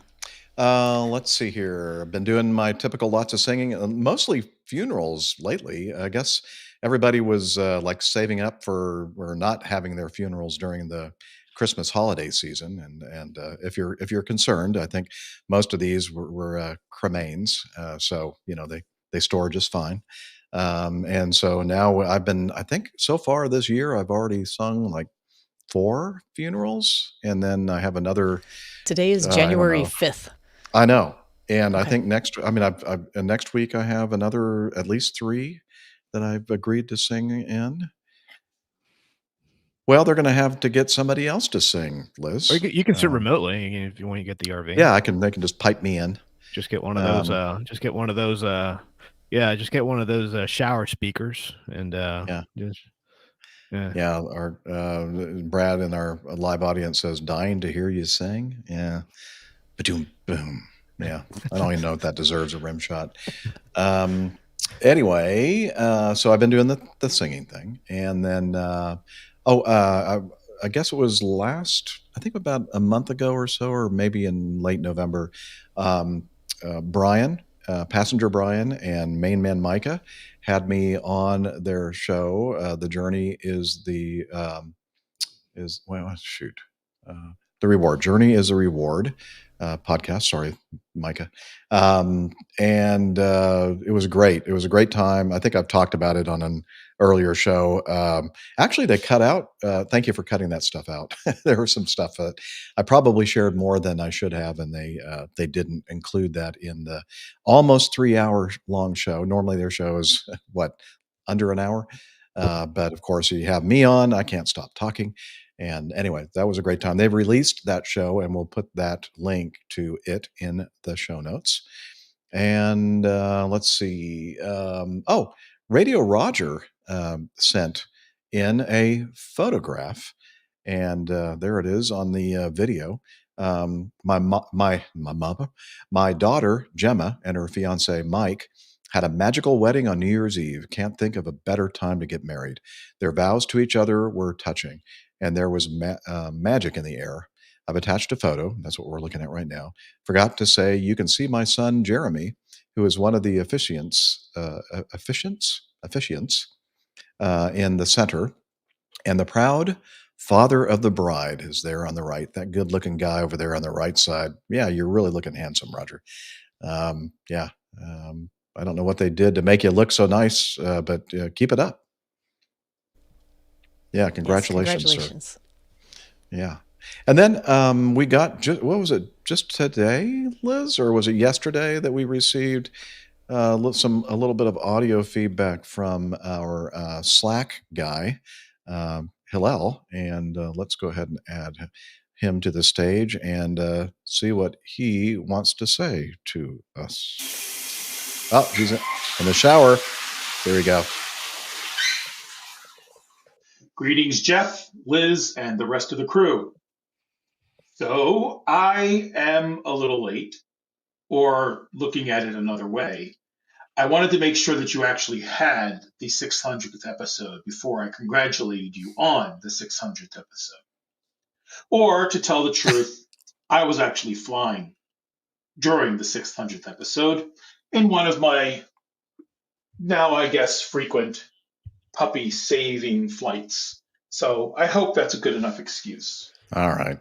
Having said that, I would be remiss if I had completely missed the opportunity to congratulate you on all the amazing things that are going on. The 600th episode, your retirement, and your birthday. So here we are, just on the other side of the new year, and I'll wish everybody a happy, healthy, peaceful, and prosperous 2024. Now, if you excuse me, I have to go wash my hands. Thank you.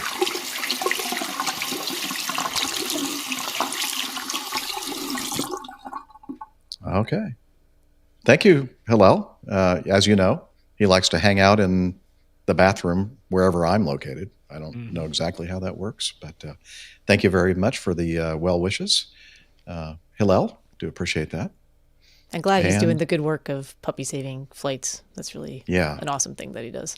Yeah. I guess we can let it go, because I don't know if he was really doing that or not, but he knew that we would let him. Oh, he was. He was, and I think there was something where he had to turn back around because the weather was poor, and then they had to arrange for someone else to do the flight the next day, but it all worked out. So. All right. Yeah. No hard feelings on. Yeah. He knows I'm kidding. All right. Let's see. I think that's all I have. Yeah. All right. Coffee fun then. All right. Let me find that and push this button. It's time for us to sing. Come on, everybody. Johnny, how much more coffee? No thanks. I love coffee. I love tea. I love the APG. I don't hear you, Nick. The coffee and tea and the Java and me. Oh my gosh. Cup, a cup, a cup, a cup, a cup. You're going to have to watch the video at the Coffee Fund timestamp. The Coffee Fund, your way to support the show financially. A bunch of great ways to support our show, but financially is the best.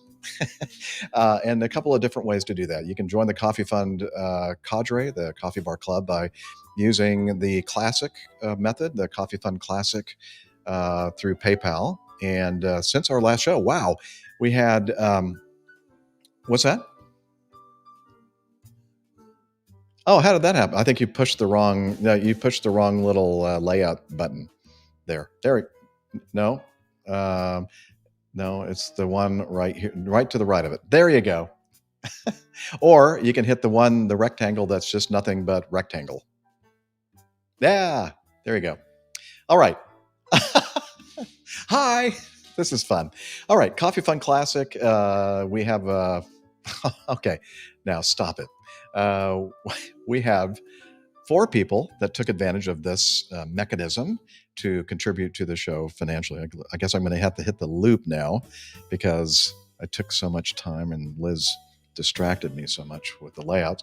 Okay, we have Logan Lynch, who was on our live show last week, the 600 show. Richard Adams, who is a frequent contributor. Till Opatz, and Wilfred Bagg. Now, the asterisks there mean that they actually sent us a little bit of communication in with there. That's one of the things you can do with the Coffee Fund Classic method. You can include a note with your contribution. And let's see. So I have written those down. And Richard Adams said, congrats on 600 shows. Incredible achievement. Till Opatz said, Dear APG crew, congrats to 600 episodes. Thanks for all your great work, which keeps me sane in these crazy times. Well, kind of. Please continue as long as you possibly can.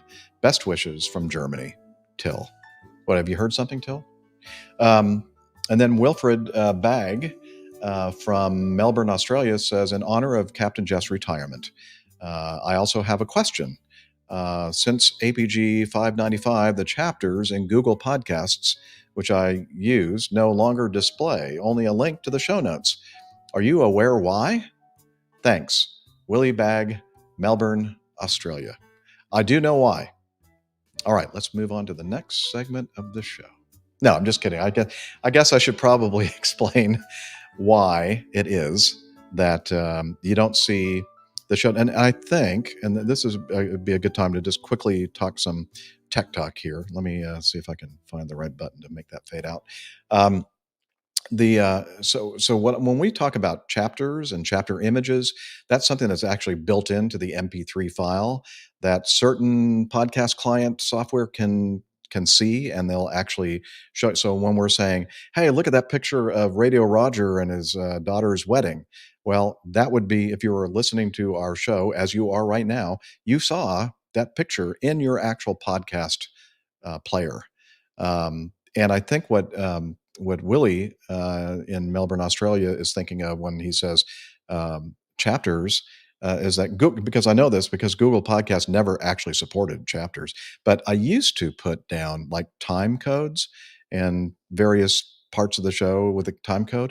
And let me tell you what, the reason why I stopped doing that, Willie, is that it takes a lot of my time to do it. And I wasn't convinced that anybody was actually even using that or looking at it, but I was wrong.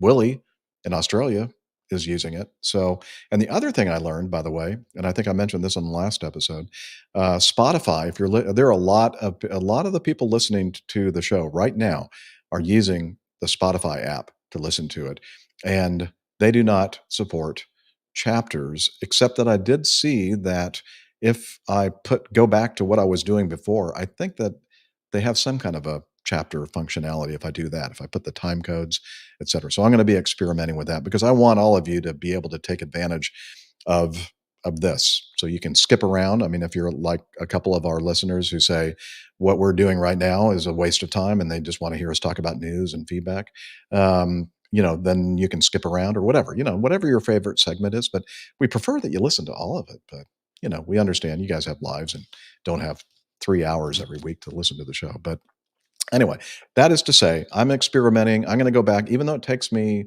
a lot of time to do it. Apparently, it means something to some people out there. So I'm going to go back to what I used to do and see. And I'm retired. I have nothing to do. Actually, that's not true. I have really not even been able to tell that I'm retired, because even when I was flying, I would continue to do all the stuff that I'm doing now. I just do it in a different city after I've flown around a couple legs, So, yeah, that's all I have to say about that, I guess. So I know it's tech talk that some people don't really care about, but hey, if you're using one of those advanced podcasting apps like Pocket Casts, which I think is available on all platforms, Overcast on Mac or the iOS platform, which I highly recommend. Yeah, you can take full advantage of chapters. So there you go. Yeah, so if you want to learn about the Coffee Fund, head over to airlinepilotguy.com/coffee, and then you can learn also about becoming a patron of the show. No new patrons this week, but it's there if you deem it appropriate. All right. Now, it's time for some feedback.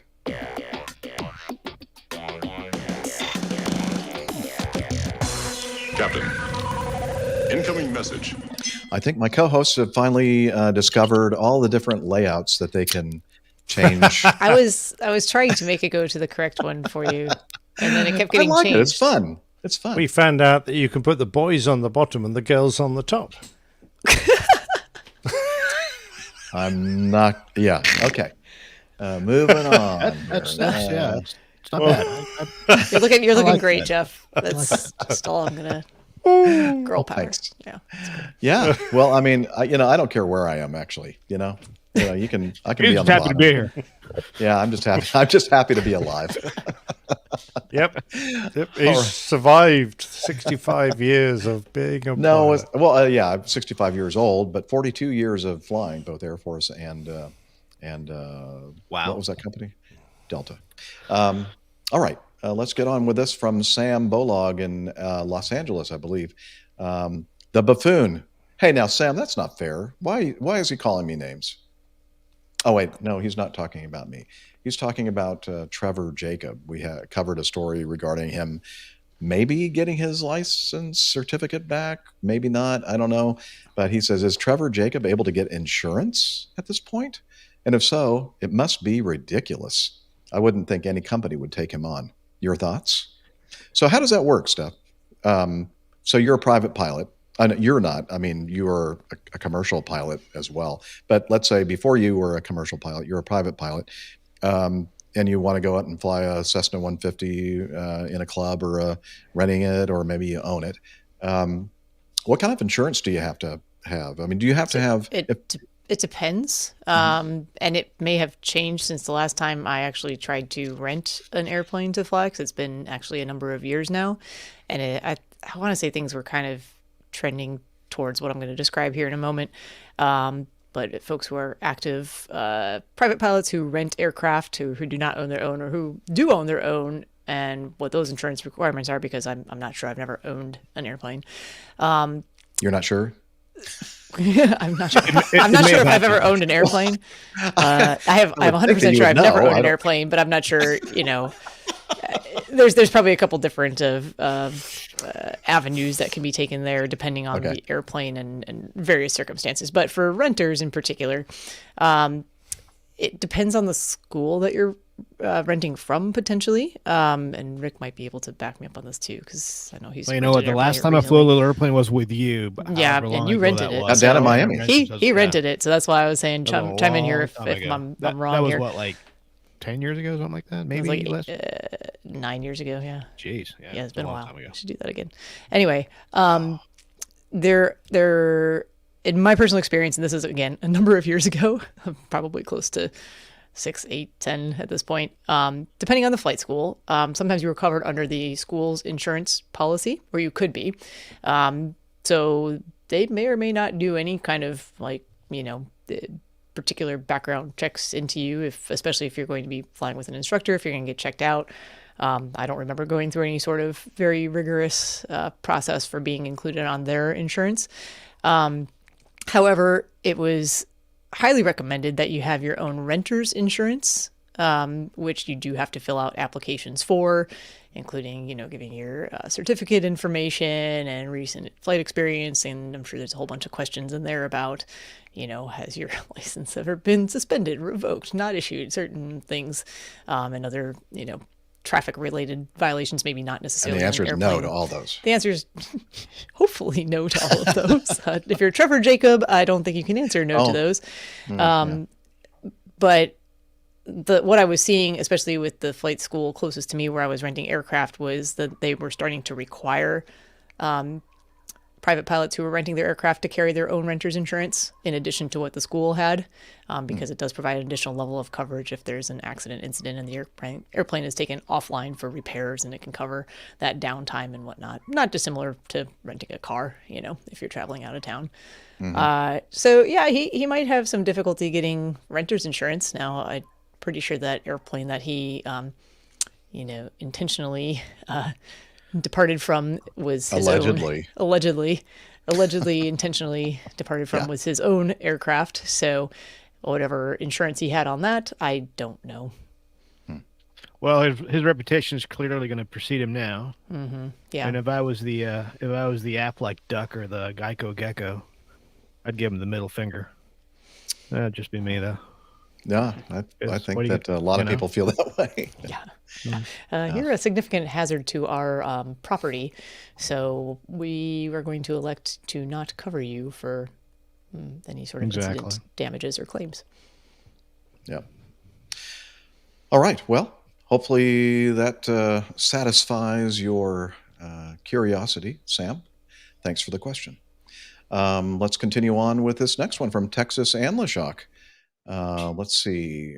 He said, this is interesting. And he gives us a link to an MSN.com article. U.S. Air Force to reclaim Pacific airfield that launched atomic bombings as it looks to counter China. There's a picture we're showing in our video of, what is it called? Tinian Airfield. And it's at the north end of an island. And I'm trying to find the name of the island. Help me out, people. It's the Northern Mariana Islands. In the Northern Mariana Islands, but I think the actual island itself, or maybe it is Tinian, the island itself. Okay. Yeah, I was going to say, it's actually called Tinian Island. Okay, well then, never mind. I think, so the field is named North Field, and it's on Tinian Island in the Northern Mariana Islands. Ding. There we go. Okay, well, I'll cut out all the other stuff that I just said to make it sound like I'm much smarter than I really am. Now called Tinian International Airport. Or is that a different one? No, they have an airport that's actually to the side. I looked on Google Earth. They got two airports? Yeah, they have a real airport where this. Well, see, where you're seeing right here is actually an old, from the 1940s, and now it looks like this. Thank you, Liz. That's why they're not using. I mean, you can kind of see still some concrete and stuff, but it's mostly overgrown, and yes, I guess not appropriate for commercial air travel or even private air travel for that matter. However, this article is talking about the fact that the U.S. Air Force is bring the Pacific Island airfield that launched the atomic bombings back into commission as it tries to broaden its basing options in the event of any hostilities with China. And so anyway, so a lot of good stuff here. I really got into doing some research. I knew nothing about this island out there in the Northern Mariana. So show that map again, Liz, if you don't mind. Yeah, I love how nothing is labeled in this map. It's a very useful map. It's a CIA map. I don't know if you're familiar with the book or the. I think it's on social media sites. Terrible maps. I'm going to submit this one for terrible maps. This would be a good one. Yes. It does have some rectangles on it. So highlighting the white is water, right? Correct. Okay. All right. Land on the blue. I gotcha. Okay. Wow. I don't think that's right. Don't do that. No. Yeah. Anyway, so we'll have a link to this wonderful article in our show notes. So Liz is showing some of the pictures of industrial the there. That's the passenger terminal. Lovely. Yeah, well, what was that actually? Was that like the Air Ops building or something? It says Liz, Air do you recall? Administration Building. Oh, right there it says. Here, open your eyes, Jeff. That's 2 for 2, Jeff. I know. Okay, I'm done. You know, these Somebody else these take types over. of like, you know, abandoned sites are always fascinating to me at how fast things actually do get reclaimed by nature. Yeah, especially Liz is saying warm tropical places. It just gets native quick. Right? Yeah. I'd like to point out this is where, you know, when they were practicing loading and taxiing around and even taking off with the first atomic bombs, one of the bombs fell out of the bomb bay onto the taxiway. Oh, on this very Everybody's going like this.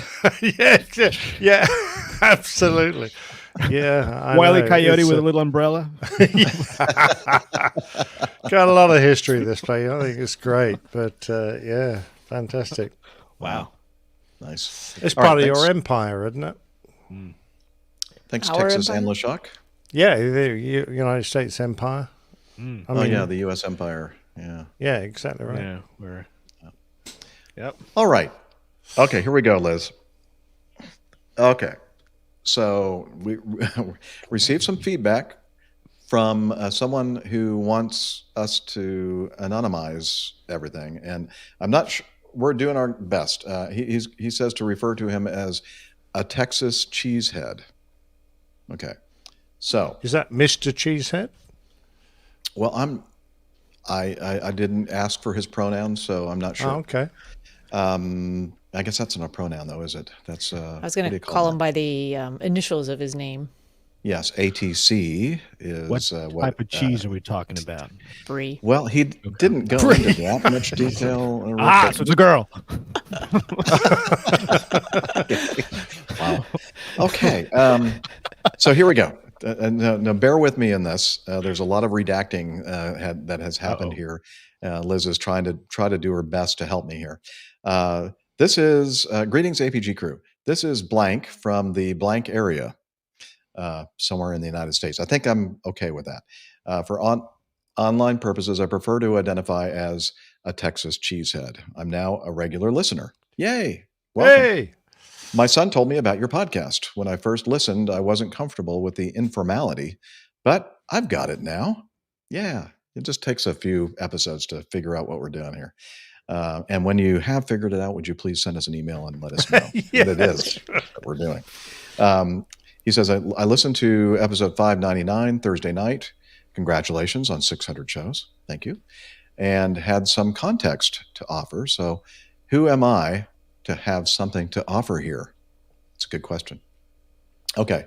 So he tells us a little bit about his background. So this is why it's difficult, because there's a lot of good stuff about his background that I'm afraid that I can't really share because it may identify him, and he doesn't want to be identified. So at about his late teens, he found himself at a military facility that trains pilots in the fine art of instrument flying in the training airplane instrument trainer.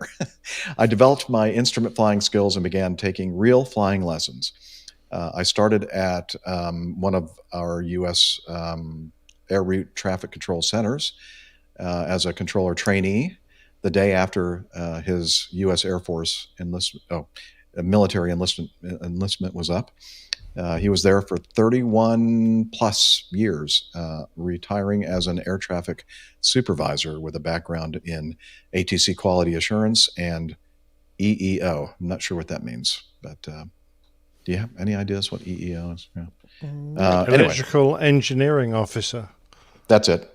But then I also had a fixed wing multi-engine commercial instrument license, a certain type of a business jet type rating, and he's owned several aircraft. Prior to retirement and afterwards, I've been doing ad hoc flying in some other small business jets and turboprops. Soon he was working at a regional carrier and moved to the left seat about a year before age kicked him out.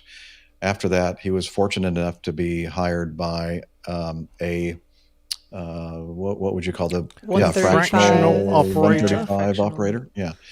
But this is kind of fun, actually. I was there 10. Sounds like it's a game show or something. Like whatever. It's like one of those dating shows where you can Yeah. only say like certain things without giving everything away about your. Right. Then you're behind Yeah. the curtain. and someone Just to has be clear, pick. I'm not trying to get a date with this guy. Tim Anonymous. Van Ram, another anonymous Delta pilot. Yeah. Okay. All right. Where were we? He was there for 10 years at the fractional. He loved it, and he finally decided to hang it up when this company was sold. And nowadays, I can be found at my home airport with my like-minded friends, tending to my aircraft and operating a couple of small businesses. He owns an old Couple small trainer aircraft. trainer aircraft. Thanks. He says, when I'm not flying somewhere with my airport friends, I do a little contract flying in a small business jet and a small turboprop. Or I guess it could be a naturally aspirated as well if it's an older one, right? Of that last one there, the Indian name. Rick Stuff. might know better than me. I think, actually. yeah, I think that maybe, I don't think they were always turboprops. Maybe they were. Not sure. Doesn't Yeah. It doesn't matter. Well, it matters to me, Liz. Just kidding. He's acquired about 10,000 hours of flying. That's pretty. That's impressive. I told you all that to tell you this. After listening to your discussion of the JetBlue tail strike at Hayden, Colorado, here are a few more items to add to the discussion.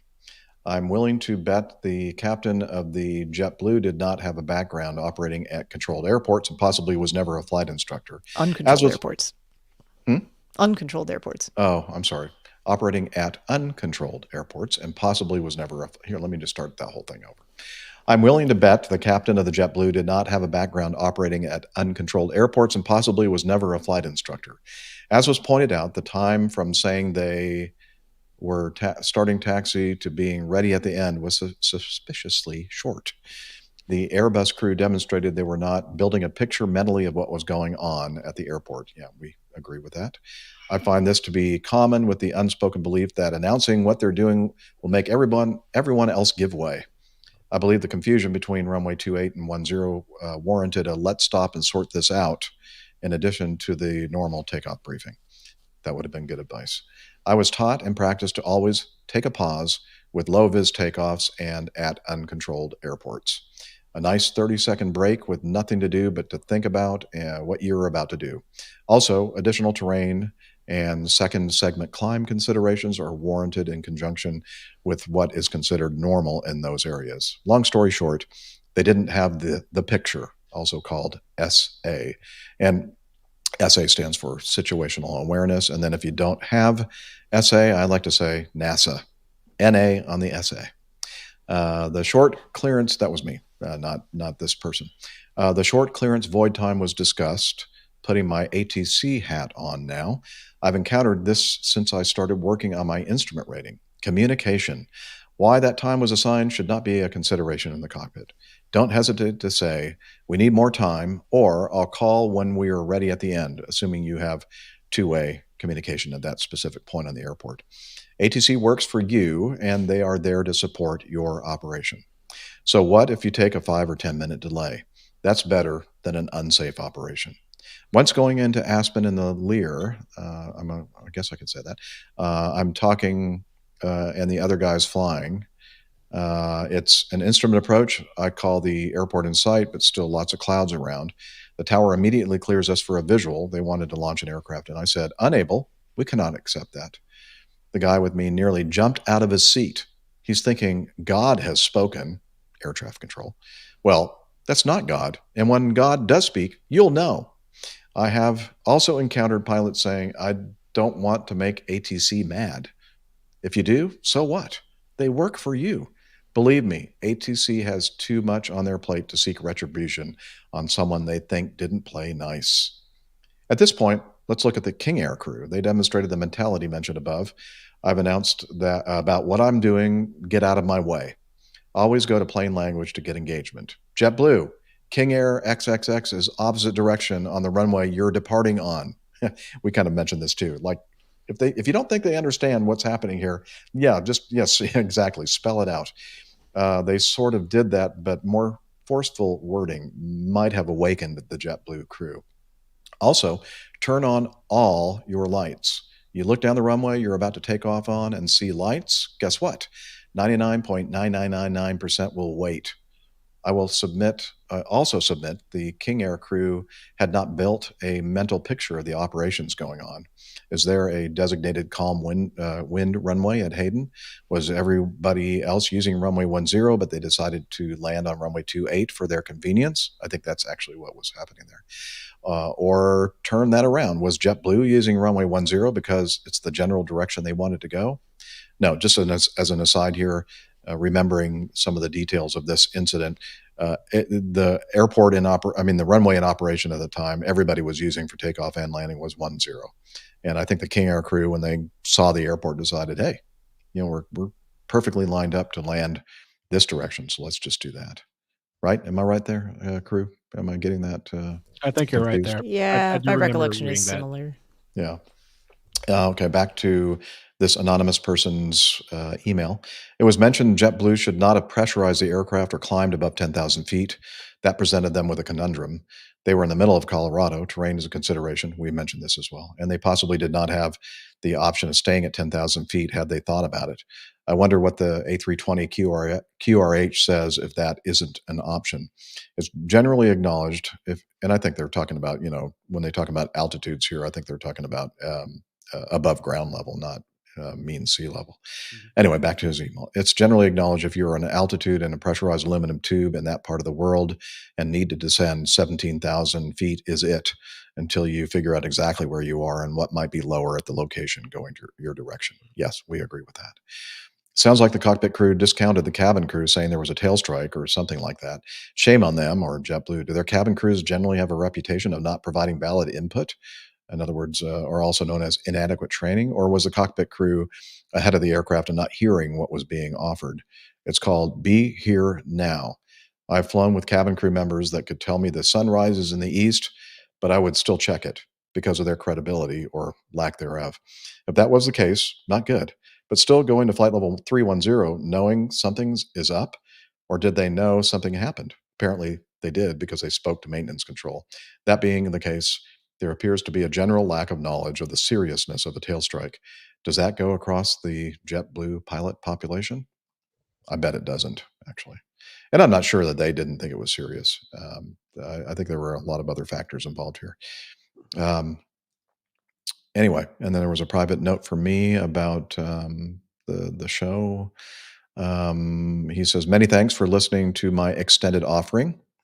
I feel there are discussions on APG that I could weigh in on by combining my air traffic control experience, Part 121, and fractional jet experience. That is if all you think. That is if all of you think what I offer is relevant. I'll leave that up to you if you want to reach out to me. Okay, thank you again, a Texas cheesehead for chiming in on our analysis and coverage of that incident at Hayden. And I think several of the points that you mentioned here in your show, in your show, it's his show now, in your feedback, I think we did actually cover a bit here and there. So, but we do always welcome people's, addition to whatever it is we say, especially if you really think we got something wrong. We want to know. We're human. It's nice too to have the just the validation from someone with experience on both sides there, because there was an ATC component and he's got experience on all of those levels, right? ATC, that was the thing that we were not sure about, and we even stated it when we were covering it. When we're not sure about the expect further clearance time and what would happen. I think Captain Nick mentioned, well, what would happen if they didn't make the expect departure clearance time? I've had no experience from operating from. I used to fly out of Maui a lot with, and actually Huntsville sometimes on the 7-4 when the towers closed, and it just reverts back to your Cessna 152 days where you are making the calls that you need to make. And as far as the expect further clearance, the call for release time, that was very, very normal. It was ops normal for us out of Maui going back to the mainland, because we would, push back just as the tower was closing, and they want to get out of there, slide down the dinosaur's tail, and go home. I don't blame them. And so by the time you were at the runway threshold there, it was just you. You would talk to HCF, Honolulu Control Center, and then they would tell you, just let us know when you're ready. And then once you were ready, they would give you a hold for release time. And oftentimes, because we were, I remember a time or two we ran long for some reason or another, you just call back and get a new hold for release time. And then you just call and tell them you're ready, and then they'll let you go. So, iHaul Boxes says if they get mad, in the worst case, they start a podcast. He means the air traffic controllers. If you make them mad, that was. The ATC. Okay, I'm not familiar with any ATC podcasts. But I know. but the truth is just what this person said. ATC in the end works for you. They really do. They're there to provide a service. And this is coming from somebody who did it for 31 plus years. He says exactly right. Or exactly she right. may have been a she. Right. And so they work for you. So as pilots, I mean, they have the big picture, and you should as well. As a pilot, you need to have that situational awareness that we talked about.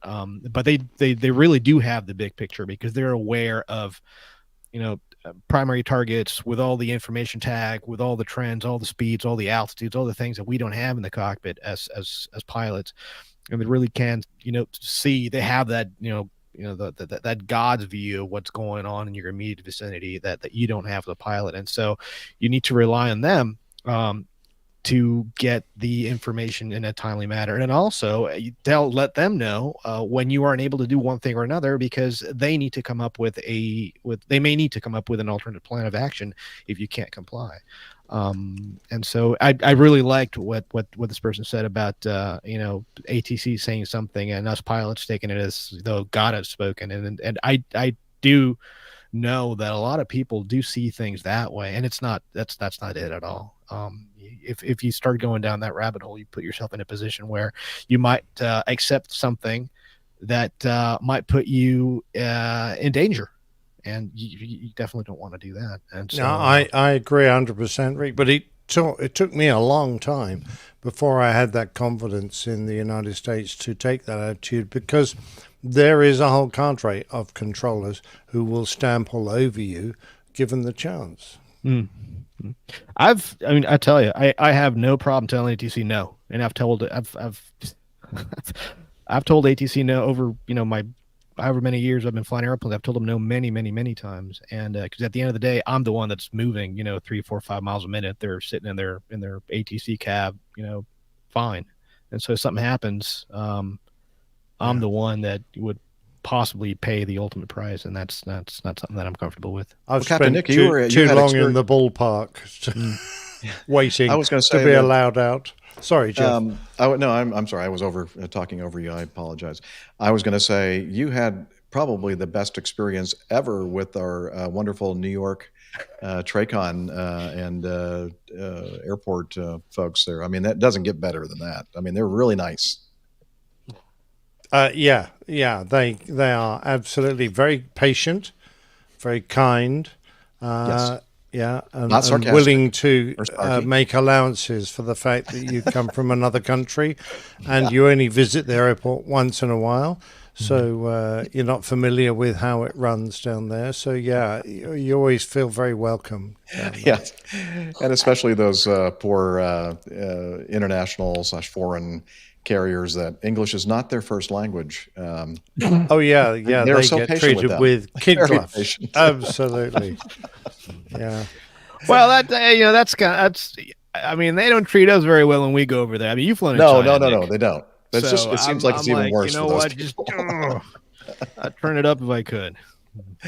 All right. Let's see. Okay, let's go. We're going to skip to 11 just to make sure we get this done, because they're kind of follow-ups on earlier shows. So this is from Steve, and he says, "Hi, Jeff and Captain Nick." So Rick and Steph, don't listen to this. I'm going to take a break. I need another beverage. So I was just kidding. You don't have to leave. It's about soccer. You can't go. It's all about soccer. In soccer, or what the world calls football. The fourth official's role, and we had a story about the communication with the referees and making bad calls and that kind of thing. And we were wondering what the fourth official does and what their role was. And he says the fourth official's role is thankless. They're basically there in case one of the other officials gets injured. However, to give them something useful to do, they have the following tasks to carry out. Number one, listen to every complaint that the managers have around every decision given against their team. That's fun. 2, ensure the managers don't get within 1 yard of the pitch and remain in their technical area. 3, manage substitutions. And 4, hold up an illuminated board with the time to be added to each half of the match. That sounds hard. When I did my apprenticeship back in the 70s, I worked on Tornado, Jaguar, Harrier, BAE 146, and a tiny modification on Concorde. There's a non-flying Tornado at White Waltham Aerodrome that I'm hoping to work on once I semi-retire this coming summer. Thank you for a wonderful podcast. Hope you enjoy your retirement. Thank you. And the camper arrives in time for summer. Yeah, better, darn it. Kindest regards from Steve. So thanks for laying out what it is the fourth official does. Yeah, I kind of understand now. He's a hanger-on. Poor chap. There just in case. Yeah, indeed. Waiting in the wings, just in case, right. But we'll give you some meaningless tasks to accomplish while you wait. Yeah. Yeah. Yes. Well, that's all right. Thank you very much, Steve. And let's move to 12 from Scott. It says, just to help keep everything at 50%. Uh-oh. Regarding the discussion on episode 600, our last episode, about the blue tugs hunting in packs, assumed it was a retirement event for a captain. It was actually the driver of the tug pushing the Delta plane that was retiring. And it was... Hi? Oh, ... I don't know. Okay, so we did contact him to see if maybe there was something cut out of his communication with us, and he never got back with us. So sorry, Scott. But yeah, so it was that makes more sense now that it was a tug driver retirement, and all those tugs were kind of helping celebrate his. And the tugs were tugging it here, and the tugs were tugging it there. Wait, does Scott fly for Delta, here, perhaps? Tugging it there. Because maybe he was retiring. May have been his retirement flight, since he was saying. No, I don't think so. Yeah, they were pushing a Delta plane. It was a photo, and they were. It was it was a video of them. Yeah, it was a 330, I think it was, and it was a bunch of and it was KLM tugs, right? Mm-hmm. Yeah.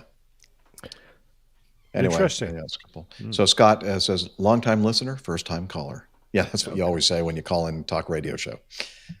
Well, you don't always have to say that, but everybody does. And I've said it a few times myself when I've called into talk shows. What, me? Crazy. All right. Which one do we go to now, Liz? Thank you. Do we have to do Sam Dawson? Okay. Again? Yeah. Hey, Sam. Let's see. Hope all is well. We didn't actually know. We was Sam Bolog before. Yeah, I was going to say, I don't think we've done his feedback. I don't think we've done any Sam, and we've had this for a while, so sorry about that, Sam. Hope all is well. I was doing a London trip during your last show, so I don't know if the subject was covered. 2 of Nick's favorite things in one airframe, a Boeing and a helicopter. A Boeing helicopter. A Chinook. I know why you saved this one now, so Rick can be here for the discussion too. Indeed. Yeah. Right. Okay, so this is an article from AvWeb. China offers Taiwan officer $15 million for a Chinook helicopter. What? Yeah, from AvWeb. Taiwan has foiled a plot of the Chinese Navy to steal a CH-47 Chinook helicopter from the Taiwanese military, according to an indictment made public on Monday. China reportedly offered Taiwanese Army Lieutenant Colonel Xi $15 million to fly the heavy lift chopper to a People's Liberation Colonel Army. Who? Hang on. Let me see if I can get this again. Lieutenant Colonel Xi. I thought it was Lieutenant Colonel Hershey. No, I don't think. Well, chocolate. So we know how you would pronounce it, Nick. What do you think, Rick? Give it a shot. I'm with you, Jeff. I'm with you. Okay, thank you. Absolutely. Not Cop a out. brave person. Yeah. Come on, Steph. What do you think? Lieutenant Colonel Sia. Ooh. No, that should be. Oh. In my opinion. It's much too obvious. I think mine was the most accurate, actually. I think so.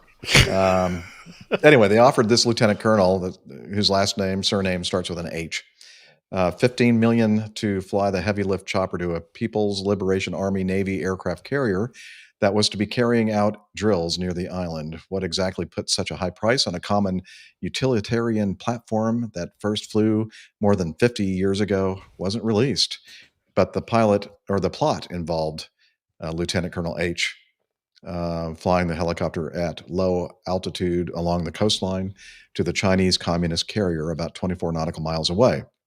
According to the indictment, Lieutenant Colonel H initially rejected the plan as too risky, but the Chinese spies working him kept sweetening the deal when they offered to give him a $1 million deposit, a monthly salary of $6,355.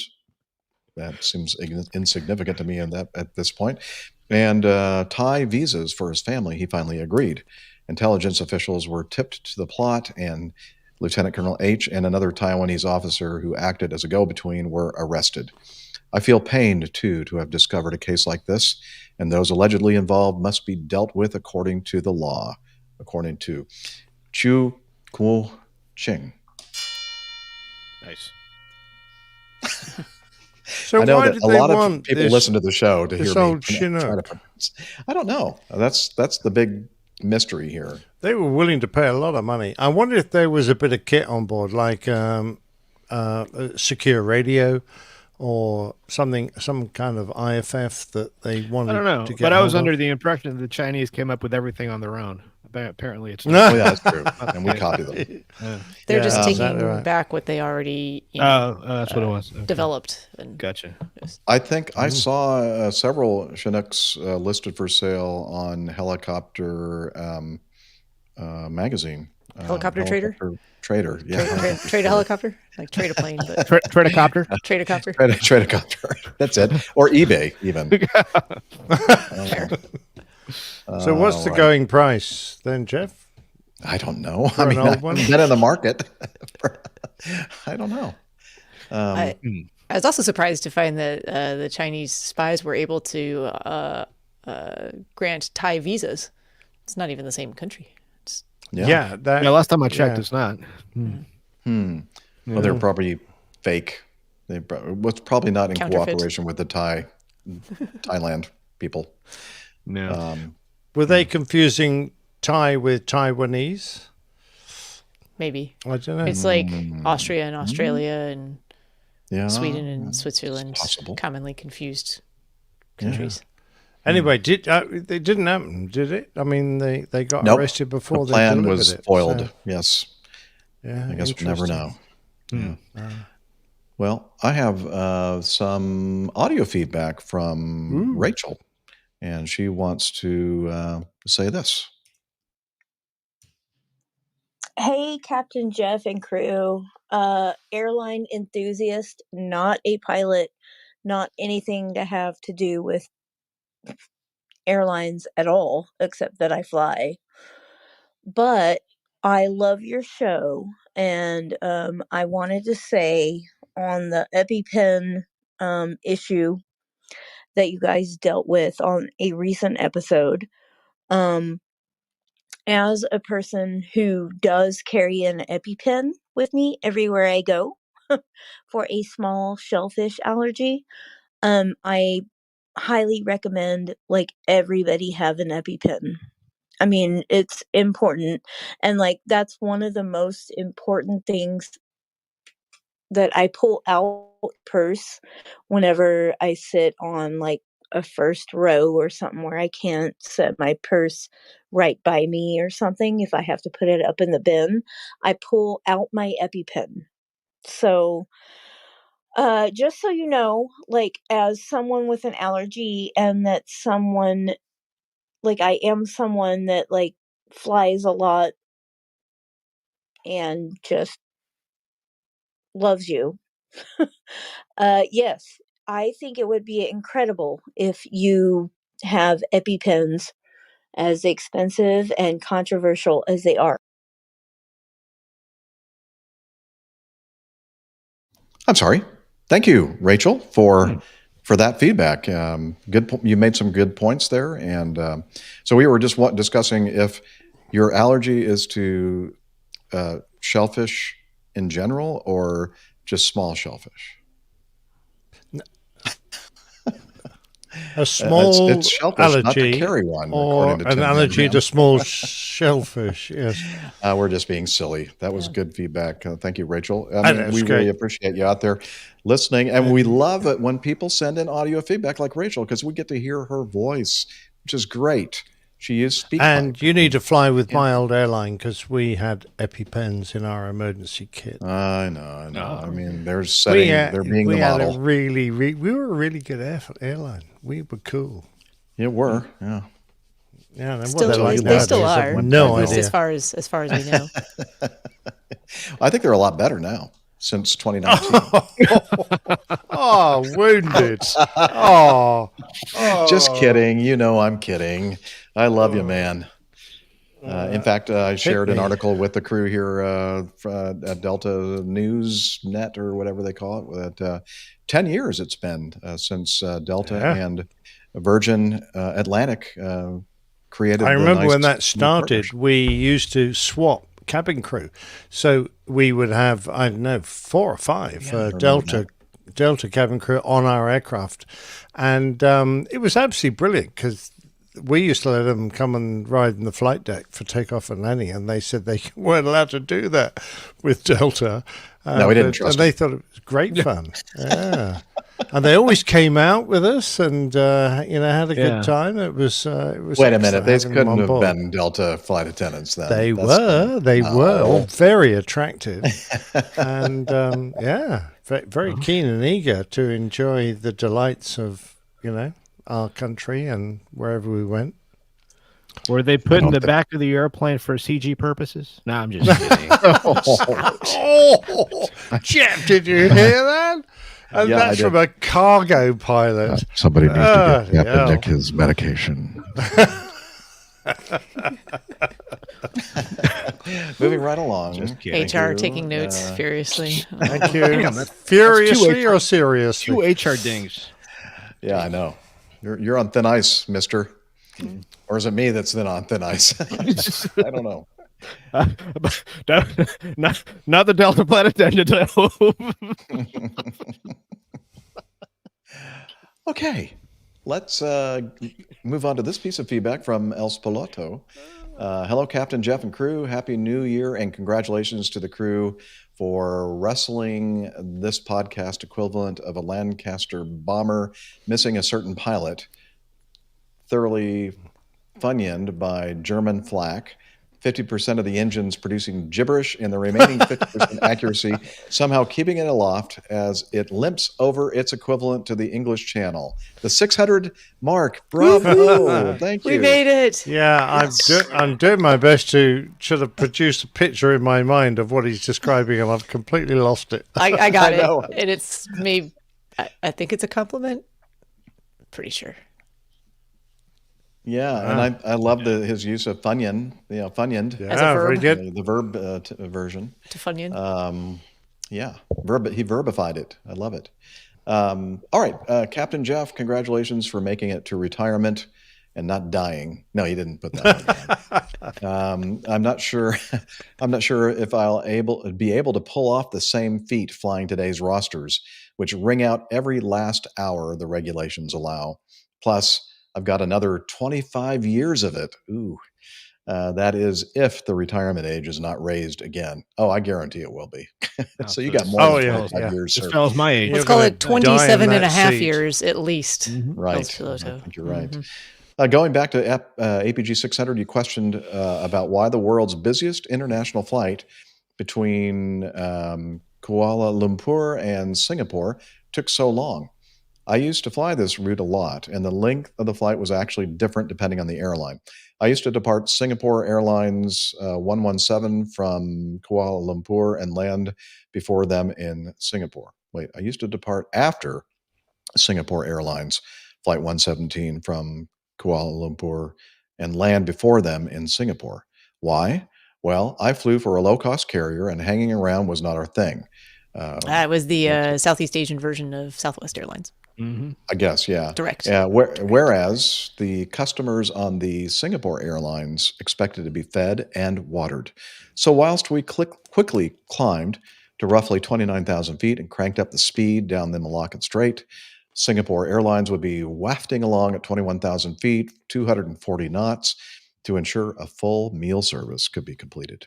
Oh, and wine. Quite right, too. I tell you, out of all the airlines around the world I've ever flown, the best service, even better than the ones in the Middle East, has been Singapore Airlines. So you definitely want to be wine and dine in Singapore Airlines. It's just phenomenal. Yeah, and even if they have flight attendants in the back, they're not going to do anything to the CG. Yeah, apparently. exactly.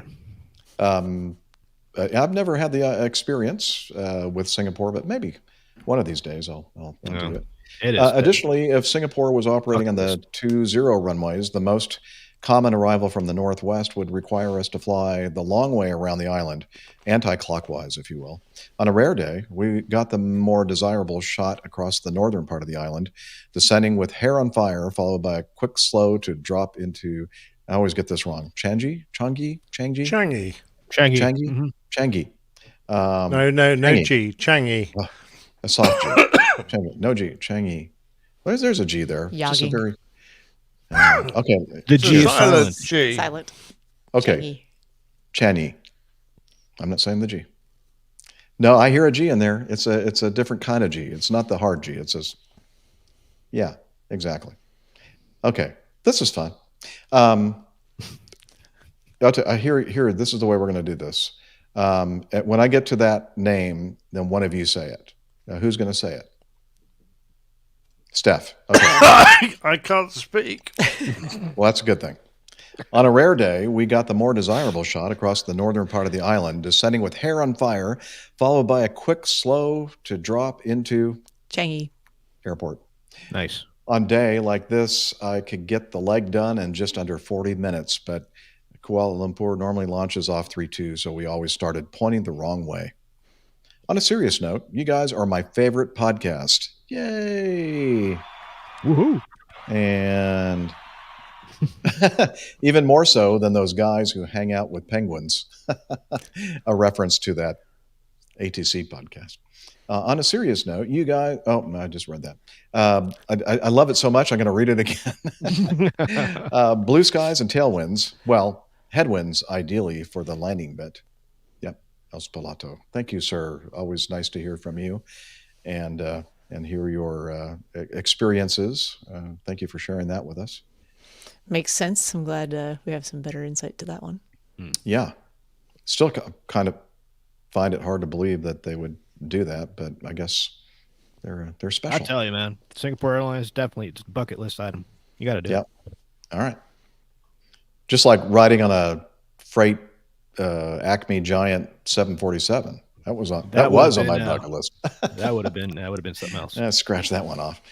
All right. Let's see. Is this it? No, we have more. Okay. Chris sent in this feedback. Good morning. Oh, he's looking for advice. Oh, good. Good morning, ladies and gents. Happy New Year.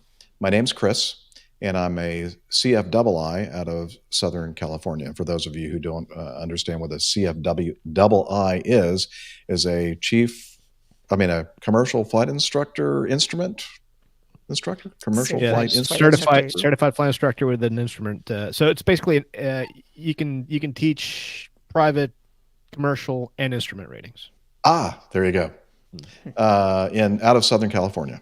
I'm beginning to approach 1,000 total hours in Piper Warriors and Archers. I went down the career rabbit hole the other day and was surprised to find the minimum requirements for mainline FOs are not that much different than regionals. I'm already building seniority through a cadet program for a regional. I know seniority isn't the only thing, it's everything. Mm-hmm. My mother has over 30 years at a mainline as a flight attendant and have been introduced to several current captains I may fly with at some point before the big 1500. I want to know your opinions about covering the difference in minimum requirements like ATP written, CTP 50, so AMEL, Multi-engine land. multi-engine land, okay, etc. Out of pocket, and making the gamble to jump straight to mainline FO instead of regional. Of course, the regional would fund the rest of my training, but I can't help but think that the gamble might be worth it to establish better seniority down the road and lead to better quality of life. Any feedback is greatly appreciated. Keep up the good work on the podcast. Thanks, Chris. Thanks for the inspiration. All right. So glad that we're an inspiration to you and others out there. And now I'm going to probably not say much about this myself because I'm not sure I have the credentials to do so. But maybe, I don't know, Steph, you're probably more in touch with people that are in I'll this say phase of their career. in touch, not like a part of this myself, but certainly I'm on a number of social media groups where this topic is discussed frequently, especially this very specific situation of, hey, I'm approaching my ATP airline transport pilot certification here in the United States, minimums 1,500 hours, and then there's some additional minimums for restricted versus unrestricted, and I will probably get some of those wrong, but Chris kind of touched on a few of them. One is 50 hours of multi-engine, or 50 hours or 25 hours. I think 25 hours for the unrestricted. I could be wrong on that. Like I said, don't hold me to these things, but somewhere in that range. And then there's some cross-country requirements and night requirements and things along that line. So 1,500 hours is kind of that total bucket number of hours that you're looking for, with a few other specified qualifications within there as well. The other things that he mentions the ATP written test and the ATP CTP course, which is airline. Let me see if I can get this right. Airline Transport Pilot Certification Training Program. So a number of years ago, the process of getting your ATP license changed a little bit, and now there's this course that you go through, which is basically a week-long course with a lot of basically doing some groundwork, some fundamental work into this is the FAA acknowledging that there's a pretty significant jump between being a commercial pilot and then flying as an airline transport pilot under 121 carrier, 135. Jets handled differently, so it's an intro to some of those types of things. There's a lot of studying and work that you have to do on your own before you get there. It's not just, hey, come to the course and you'll pass your written test. You're studying before that. You go to the course. It actually does involve some simulator time, as far as I'm aware. It's interesting because I actually had to go through that. Oh, did you? Yeah, because I didn't. So when I came back to fly out of the States, I only had a commercial multi-instrument license here in the States. I had ATPs in Ecuador and Chile. And the November registered aircraft that I flew them through what's called an SPPA, supplemental special purpose pilot authorization. Sorry, and that you're allowed to fly a certain number of N registered aircraft that are on the off specs for the airline based on your foreign license. So I never actually flew with an American ATP. So when I came back to fly out of the States, I had to go through CTP training, and it's just that stuff. You're right. You have to go. There's it's about a week and a half, I think it was, and then there is a lot of emphasis and focus on the handling characteristics of jet aircraft at altitude versus flying at smaller airplanes at lower altitudes, because it's night and day. It really is. And a lot of times these pilots, like this gentleman here, are going to find themselves at the controls of a jet aircraft, and that's a realm that they've never been exposed to up until that point. And so that's why this is so important. And so I'm sorry, go ahead. No, you're good, thanks. I didn't realize that you had gone through the ATP CTP course, so that's good. Pan Am Academy in Miami. So it's typically run Delta through. Does it here in Atlanta. I've met up with several listeners who have been going through it when they were here in Atlanta, and anyway, go ahead. Oh, and before I finish that, the interesting thing is that for me, I've never taken an ATP check ride on an actual airplane. Every time I've gotten an ATP license, and the one in Chile, Ecuador, and the one here in the States, it was always as part of my type rating check ride at the end of the training. So that's something else to consider there. You don't necessarily have to go to a school to get your ATP. If you have your ATP, CTP taken care of, and you have a valid written, a lot will check with your prospective employer. But a lot of times, and I think this is the norm as of late, a lot of times these airlines will actually give you your ATP rating along with your type rating. Yeah, but you'd have to check on that. No, you're exactly right on that, Rick. As far as I'm aware, and knowing people who have gone through it recently and talking to them, so as close to not my own firsthand knowledge, but secondhand knowledge from folks who have recently gone through it. That's a very typical course. If you think about just different paths, and some have more resistance, some have less resistance. One of the lesser resistance is to meet those minimums for your ATP, interview, be hired conditionally by a regional airline. Chris is kind of alluding to some of this. A lot of the regional carriers will fund your ATP, CTP program for you.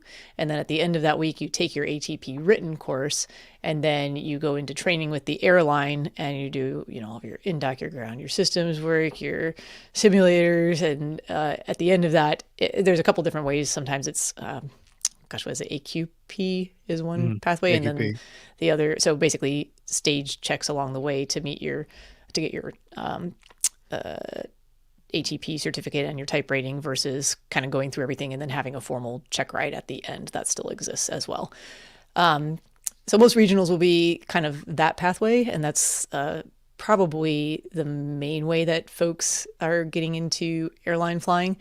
What he's kind of referencing to is that there is a lot of discussion out there from some folks, because the hiring environment has been so dynamic over the past couple of years. Not only regionals, but some of the low-cost carriers here in the United States versus even mainline legacy carriers, where there's that shortage we've been talking about for a long time has been here. So some of those requirements have been accelerated a little bit, or people aren't waiting nearly as long to kind of go through the traditional pipeline of, you get hired by a regional, you're there as a first officer for a couple of years, and then you upgrade to captain. And then after you've put in some time there, often, far beyond what the hiring minimums might be, then you start putting in applications at a, Southwest, Spirit, Frontier, or mainline, American, Delta, United. But because that's been accelerated a little bit, there have been instances where folks with, who have met their hours and other requirements have paid for their own ATP, CTP course out of pocket. So they already have that done. Does make you, then the airline that you're applying to doesn't have to pay for that or take that time out of your training schedule. Do things to get their unrestricted ATP. So if you're, don't quote me on this, but specific example might be you don't have all of your night cross-country time that would fall under the requirements for an unrestricted ATP license. Once you have that, then you remove that restriction. But if that's already unrestricted, perhaps that makes you a more attractive candidate to an airline that might be your ultimate goal, as opposed to one that's more of a stepping stone. There's a lot of debate on that, and I think things are changing still a lot in terms of the hiring environment. So another 500 hours to go isn't very much at all, but things could change greatly in that time frame. It's hard to give specific advice to one specific individual, but probably going to be looking towards, do as much as you can to have as many of those requirements satisfied by the time you get to 1,500 hours. I don't necessarily think that you need to right now work on ATP, CTP stuff, get towards your hours goals first. So bottom line this, what's the risk or downside of just trying to get all the requirements necessary to get on with a major? And well, so the hiring environment may change. You may spend a lot of your own money working on these requirements, and then still find yourself not being able to meet and it might not be that you don't meet the minimum requirements, because on paper you may meet the minimum requirements, but it depends on the demand for the airline hiring pilots at that time. If they have more pilots than they need, or their application pool is quite deep, they're going to be looking at folks who have far surpassed those minimums that are published to hire. Okay, so let's say he goes this route, and then he can't get on with a major, and he could always go back to the regional system, right? It's just that he's out of pocket. That Out of extra pocket, money. out of pocket costs. That's the You know, downside. there's some regionals now that have training contracts. One in particular comes to mind where it's say for 5 years, or otherwise you owe. So that would you be know, a negative of six-figure, doing the regional thing. It could be a negative, you know. I don't know if more are going to go that route as well. I'm trying to think. There was another. I was just today reading someone who had very similar questions to this, and I was trying to go through all of the pros and cons that were kind of given and to be weighed there. And you know, this particular person who had posted the feedback very similar to Chris had been contacted by one of the ultra low cost, or they had been in contact with one of the low cost carriers who said, well, go pay for your own ATP CTP and then we'll look at your application. But that wasn't a guarantee of anything. Right. It was just, if you have it, it's a we might guarantee that consider you'd spend money. It's a guarantee that you will spend money on it, but it's not a guarantee that you're still going to be a competitive applicant, because you have no way of knowing who's in their application pool at the time. Right. So I guess what I'm hearing from you is that, I mean, both options are viable at this point in time, but everything is very dynamic. Correct. And it could change, and so there's risk involved in going either of those directions. Yep. And Whether there's it be probably financial or- there's probably not a right answer to, you know, Chris is asking for feedback. I don't know that there's necessarily a right or wrong answer here. I think some of it depends on what. Why don't we do this? Why don't we see if I can find a coin? No, it depends. I mean, you know, so anyone who finds themselves in this, because like I said, this is a hot topic of conversation. You see this question come up all the time. The advice I have is figure out what your goals are. What type of flying do you ultimately want to be doing? You know, is it, would you want to be do you think you want to be in the airline world? Do you want to be flying 121? Do you want to be doing cargo stuff eventually? Do you want to be doing fractional things? Are you more of a business jet? And you might not know those answers right now because you have a. Well, I mean, I think the fact that he's looking at foregoing the regionals and going straight to the airlines tells me that he wants to, you know, make 121 at a major his go-to. And I think the way things are right now, as of January the 5th, 2024, dude, go for it. Just take the money. Yeah. Do the thing, get it out of the way, get on the roster right away, because when things go south, who knows when, but when they go south, the first ones to go are the ones at the bottom of the list. And so get yourself to where you want to be ASAP, and then go from there. That's when you start out with your career, you know, it's the number of people that were hired after you were. That's the most important thing. And then you get to be mid-career and later in your career, it's all the people that were hired before you. You know, that is the big concern. Yeah, I think the biggest risk is just being out the money potentially at this point. Yeah. It doesn't, I think there's so many, like I said, it changes so often. The potential is there to be hired, you know, with just minimums on paper. But we have to make a point here from one of our live audience members, iHall Boxes. He says, if you're an APG listener, you're always a competitive applicant. Boom, baby. Put that on your resume. Honestly, though, you'll be chief pilot day one. Chris, I wouldn't mention APG if I were you. Just saying. Okay. Well, I probably haven't answered your question, but you were looking for feedback, and I think. No, I think that was good discussion on. There's just a lot of variables, a lot of considerations. Yeah.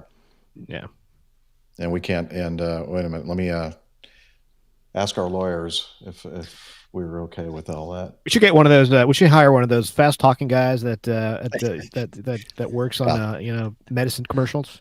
Yes. Past results. No, future result. No, what is it with the thing I'm talking about? Past results, future. Past results are no guarantee for future performance returns or something, or performance. Yeah, it's something like that. I don't know. We're going to have to talk with our lawyers, of course. Yeah, exactly. Yeah. Good luck, Chris. Thanks for posing posing the question.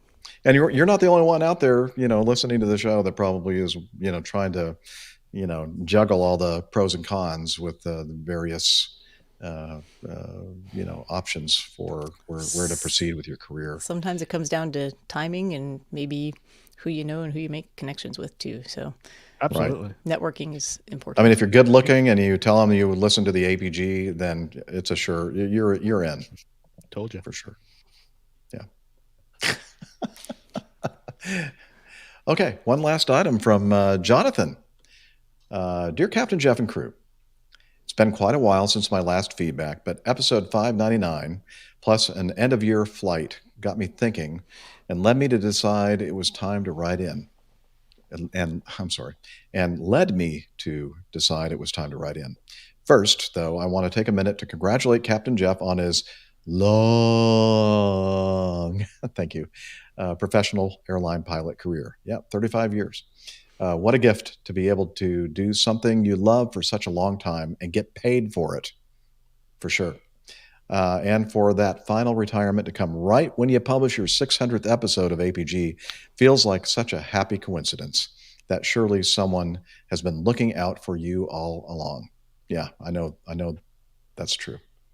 Second, I wanted to respond to the feedback in episode 599 where someone disparaged the getting to know you section of the podcast. I could not disagree more. The GTKY or GTKU section is what helps this podcast feel less like a podcast and more like a community meeting. Your individual lives, meetups with community members, and other milestones are what sets this apart. I hope you know that, and I wanted to make sure you didn't think everyone else felt like that feedback you received in 599. Maybe it's the journalist in me. Yes, I'm one of those people, but I'd never mix up an Airbus 737 for a Boeing A380 or an Embraer CRJ900. Duh. Never. Never. But it's the stories of people and people's lives that connect with me more than more aviation news. So I say, keep it up. We will, Jonathan, for sure. Last, a question. I wondered if you could explain one little bit of aviation safety minutia for me. As I was flying back from Bozeman on New Year's Day, I heard the typical pre-landing briefing from the cabin crew. Seatbacks and tray tables up, seatbelts fastened, aisle armrests lowered. Yes, we have all heard it hundreds or thousands of times at this point. But why the aisle and only aisle armrests lowered? I understand the part about seatbacks and tray tables and, of course, the seatbelts, but why do the aisle armrests need to be lowered? Can you sort me out? Happy New Year, happy retirement, happy 600th episode to all. Jonathan in Minneapolis. Thank you, Jonathan. He's been a very frequent feedbacker, contributor for many years. So thank you very much for that, Jonathan. And I maybe some of you here on the crew know the answer to it. I didn't. I never really thought about it. I have heard this announcement before, but I kind of thought the same thing, like, well, why? Why do we have to? So I asked a friend of mine, actually the son of my choir director, who's an Acme Airlines flight attendant. And he said the purpose of having the aisle armrest down is to prevent anyone falling over into the aisle in the event of a crash, which can cause further injury as well. By having no obstructions in the aisle, it heightens the chances for a smoother evacuation since every second counts. And I'm like, oh, well, that makes sense, actually. That's why I'm suspect. It makes sense. That's interesting, but because the other day I flew from Sydney to Hong Kong on the 350, beautiful airplane, by the way, I must say. I was sitting in a business class seat up front, and these seats are these pod kind of seats where it's, you're kind of like in a cocoon, but obviously you're sitting upright for takeoff and landing, and it has. On the edge of the seat, the side that faces the aisle, it's got this part that pops up that you can use as an armrest. And they tell you to put that one down. Mm-hmm. Yep. For takeoff and landing. That's on other airlines that have similar pod configurations. Did your seat have a shoulder seat belt? No, just a lap belt. Just a lap. Mm-hmm. Mm-hmm. I was thinking if it had the shoulder seat belt, that could keep you in your seat, but I don't know. Did it have hidden airbags or airbags that would I keep you in your seat? No, it was just a standard lap belt, and I can't remember because I've flown many a time another pod type setups where you do have the I guess the shoulder, the one that goes across your body, the crossbody one with an airbag in it, but this one in particular did not. So I don't know. Well, great, Rick. Now we thought we knew the answer, but now we don't. We don't. Mystery still unsolved. Exactly. Yeah. Well, Jonathan, keep listening. Hopefully somebody will come up with a definitive answer regarding all this. And thanks again for the very nice. Oh, somebody in the community might know, you think? I doubt it. Nah. Oh. Our community? Nah. They're so good, though. Someone knows. Those weirdos? No way.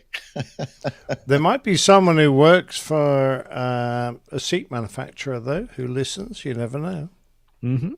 Oh, and that reminds me, speaking of safety PAs, the point was made, one of the many, many things I've been reading about this accident that we started off the show with today in Japan, regarding Japan Airlines safety briefings, or whatever you want to call it, is that they're always very serious. They're not like the tongue-in-cheek and fancy or entertaining kind of things. It was, yes, not humorous. It's just like, this is it. And this is all business. And maybe that was also maybe a factor in why it was such a successful. And in fact, I saw something like a little clip from it, or maybe it was just a picture of the actual slide and people taking their carry-on luggage with them on the slide. And it clearly shows that if you do that, it's going to likely rip the slide. And then high-heeled shoes and, other things exactly. that are... And another thing I've noticed from flying different airlines all over the world, the length of the announcement itself. I've noticed that in Japanese airlines, because I've flown both ANA and Japan Airlines, and I contrast that with other airlines around the world, more Western type airlines. You sit through one of those on any Western airline, it's like you're watching a movie. It's very, very overproduced. Whereas the ones the ones that we're referring to are very short, to the point, no overproduction. This is it. This is how you get out. These are the extras. That's it. Yeah. So, listen to us. We want your attention. This is important. And just get it all out of the way. I must admit, I've never been a fan of doing a safety video in the form of a cartoon or in the form of a movie with stars in there that detract from the message they're trying to get across. And I'm hoping that this might end a lot of that stuff. Yeah. Me too. It's time to wrap this baby up. Thank you, Liz. So let's see. As always, we love to point you to our website, airlinepilotguy.com. By the way, if you, as I've noticed lately, that some browsers, if you don't have an HTTPS address, it gives you this dire warning that terrible things are about to happen to you. Shark-infested custard. Yeah, and I need to fix that with our website, because ours is still a non-HTTPS site. But we don't take any of your information like credit card data or anything. No information, actually. So I've never been too concerned. But yeah, now I will, now that I'm retired. Thank you, Liz. Oh, I wasn't supposed to say that. Darn it. Okay. You've got to fund your retirement somehow, Jeff. Exactly. But anyway, so have no fear. You could, but eventually, maybe one of you IT geek people will help me figure out how to switch it to. Well, now they won't help us because you called them geeks. Come on, Jeff. No, geek, that's a good thing. Okay. Well, term of endearment. Geeks are good thing. Yeah. Okay. Yeah. I consider myself a geek, and I'm a huge geek. I'm an av geek. Everybody knows it. Yeah. Proud. All right. So anyway, check out the website. Social media, and Dr. Steph, your voice is back. Yeah, I'm not going to just plop it off on someone else like I did last time. Yeah. Sorry about that. I just didn't have it in me, but today I do. So let's talk about Facebook, facebook.com/airlinepilotguy. You can also head over to X, formerly known as Twitter. Our graphics department hasn't updated that, and we'll ask them to. Yeah, we'll fix it later. Probably never. But you know what we're referring to. We are at APG Crew, and you can find our individual handles pinned to the top of that page. If you want to check out Captain Nick's lovely artwork for each show every week, please see that on Instagram, where we are APG Crew. should you desire to take a deep dive into the community, you can do that via Slack. Hillel, I think, he was here earlier from the shower. And he was in the shower earlier, Yes. so I think that he's just going to walk over here. He's already finished all that stuff. He's just going to tell us about Slack. APG listeners, please join us on our Slack team. Slack is a communication, coordination, and sharing platform that works on your mobile, laptop, or browser. On Slack, we share news and ideas. We suggest episode and Plain Tales topics. We plan events and meetups. To get into the Slack team, please email me at slack@airlinepilotguy.com. That's SLACK, Sierra Lima Alpha Charlie Kilo @airlinepilotguy.com, or send me a tweet with your preferred email address to @Hillel, and I'll send you an invitation. That's Hillel, spelled Hotel India 11 Echo 1, and see you in Slack. Thank you, Hillel, so much for starting it. I've been visiting Slack a lot more lately because, I have nothing to do because I'm not flying airplanes anymore, because I'm a slacker for sure, yeah. All right, and so Liz, come here, make yourself visible to all of us. And there she is. Thank you so much for all the work that you do on every show. And I mean, you think that, I'm just making that stuff up and it's just meaningless? Well, it's not. No, I'm making it up. No. You mean so much to all of us here. Thank you for all the hard work you put in. We appreciate it. My pleasure, as always. Yeah, brilliant. Absolutely. Great to have you all on today.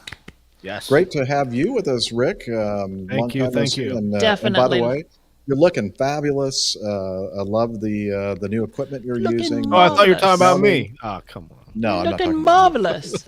You've always looked marvelous. But it's I never saw it. Great. Rick's new equipment. Can we all have a look? That's APG. That's live APG after hours. show. You have to put your credit card Red information light. into the website That's to the way we access. make a lot of money. That's the HTTPS site right there. Yes. All right. Okay. APG only fans only. Oh no, that would be sad. Okay, but thanks for that suggestion, Liz. That would be part of the social meets. Exactly. Did you see where our technical group has already updated that X thing? Oh, very good. I was impressed. I did it. I know somebody put Twitter. I /X, did. But I took out the Twitter. You part. went It's just all the X. way. I know. I went all the way. I'm over it. Don't have to say Okay. formally Twitter anymore. Come on, Just people. There we go. Everybody knows All right, it. let's X. sign Come on. off. All right, let's sign off. Okay, so I say, wishing you all clear skies, unlimited visibility, and tailwinds. Take care and God bless. Cheers, y'all. See you next time, everybody. Bye, everybody. Until next time. Au revoir. Okay. All Turn off right. that recorder, Jeff. Okay, and Rick, don't you go anywhere until we make sure that your backup recording that StreamYard's uploaded. doing I'm has hanging uploaded. out. We'll, I'm hanging so out here. all right, so I'm gonna hit stop here, and then I'm over here. I'm gonna say stop and save all. Yay! All right. Thanks for all those title suggestions. Captain Nick is a happy man. Yeah, I've got enough, I think. With French Union soup, escargot around. I love Snailed nailed it. And I eclair an that one is the emergency. best. I eclair an emergency. Yeah, Claire emergency. Yeah. So nothing like making fun of the French, you know. I'm holding IHAL boxes to his threat to use all of those when he flies in France next week. Oh yeah, we want a recording. Indeed. There was a crepe one too. There was a crepe one. Yeah. There's a crepe idea. Oh, it's just a bunch of crepe on this show. Yeah, Really. there's a bunch of crepe. Yeah. Crepe in the mustache. No There we Tams go are a again. bunch of crepe. Something to do with That's a true. duck. What is this? Pate, a duck pate. Yeah, there was a pate one. I didn't see that. Where Yeah, is there it? was It's one. IHAL boxes. There it is. I'll just pop it up. What's Oh. that? Oh, but there there was he's one just- in English. He's showing I off think. his French I have no idea. skills. Is it about getting married to a duck? I'm not sure. Getting married to a. Not getting married. I don't know. I have no idea. My French is not good. No, there it is. No Tams are a bunch of crepe. Yes. Oh, we'll remember that one. We may not use that this time, but definitely potential. Oh, there we for go. And there's another one that KFC It's nothing did. to write home about. Really? Is that what it meant? I hold deserves a pate on the back. There you go. Yeah. So I Hall Boxer says that means it's nothing to write home about. There you go. I feel like Thanks everybody for hanging out with us. Great to see you all. Good job. Yeah. Very funny chat room tonight. I thought it was hilarious. Very good. They were on fire. They were indeed. Tim W says unsubscribe. Wow. Thanks. Bye everybody. See you next time. See you guys. All the best. And gals. Have a good one.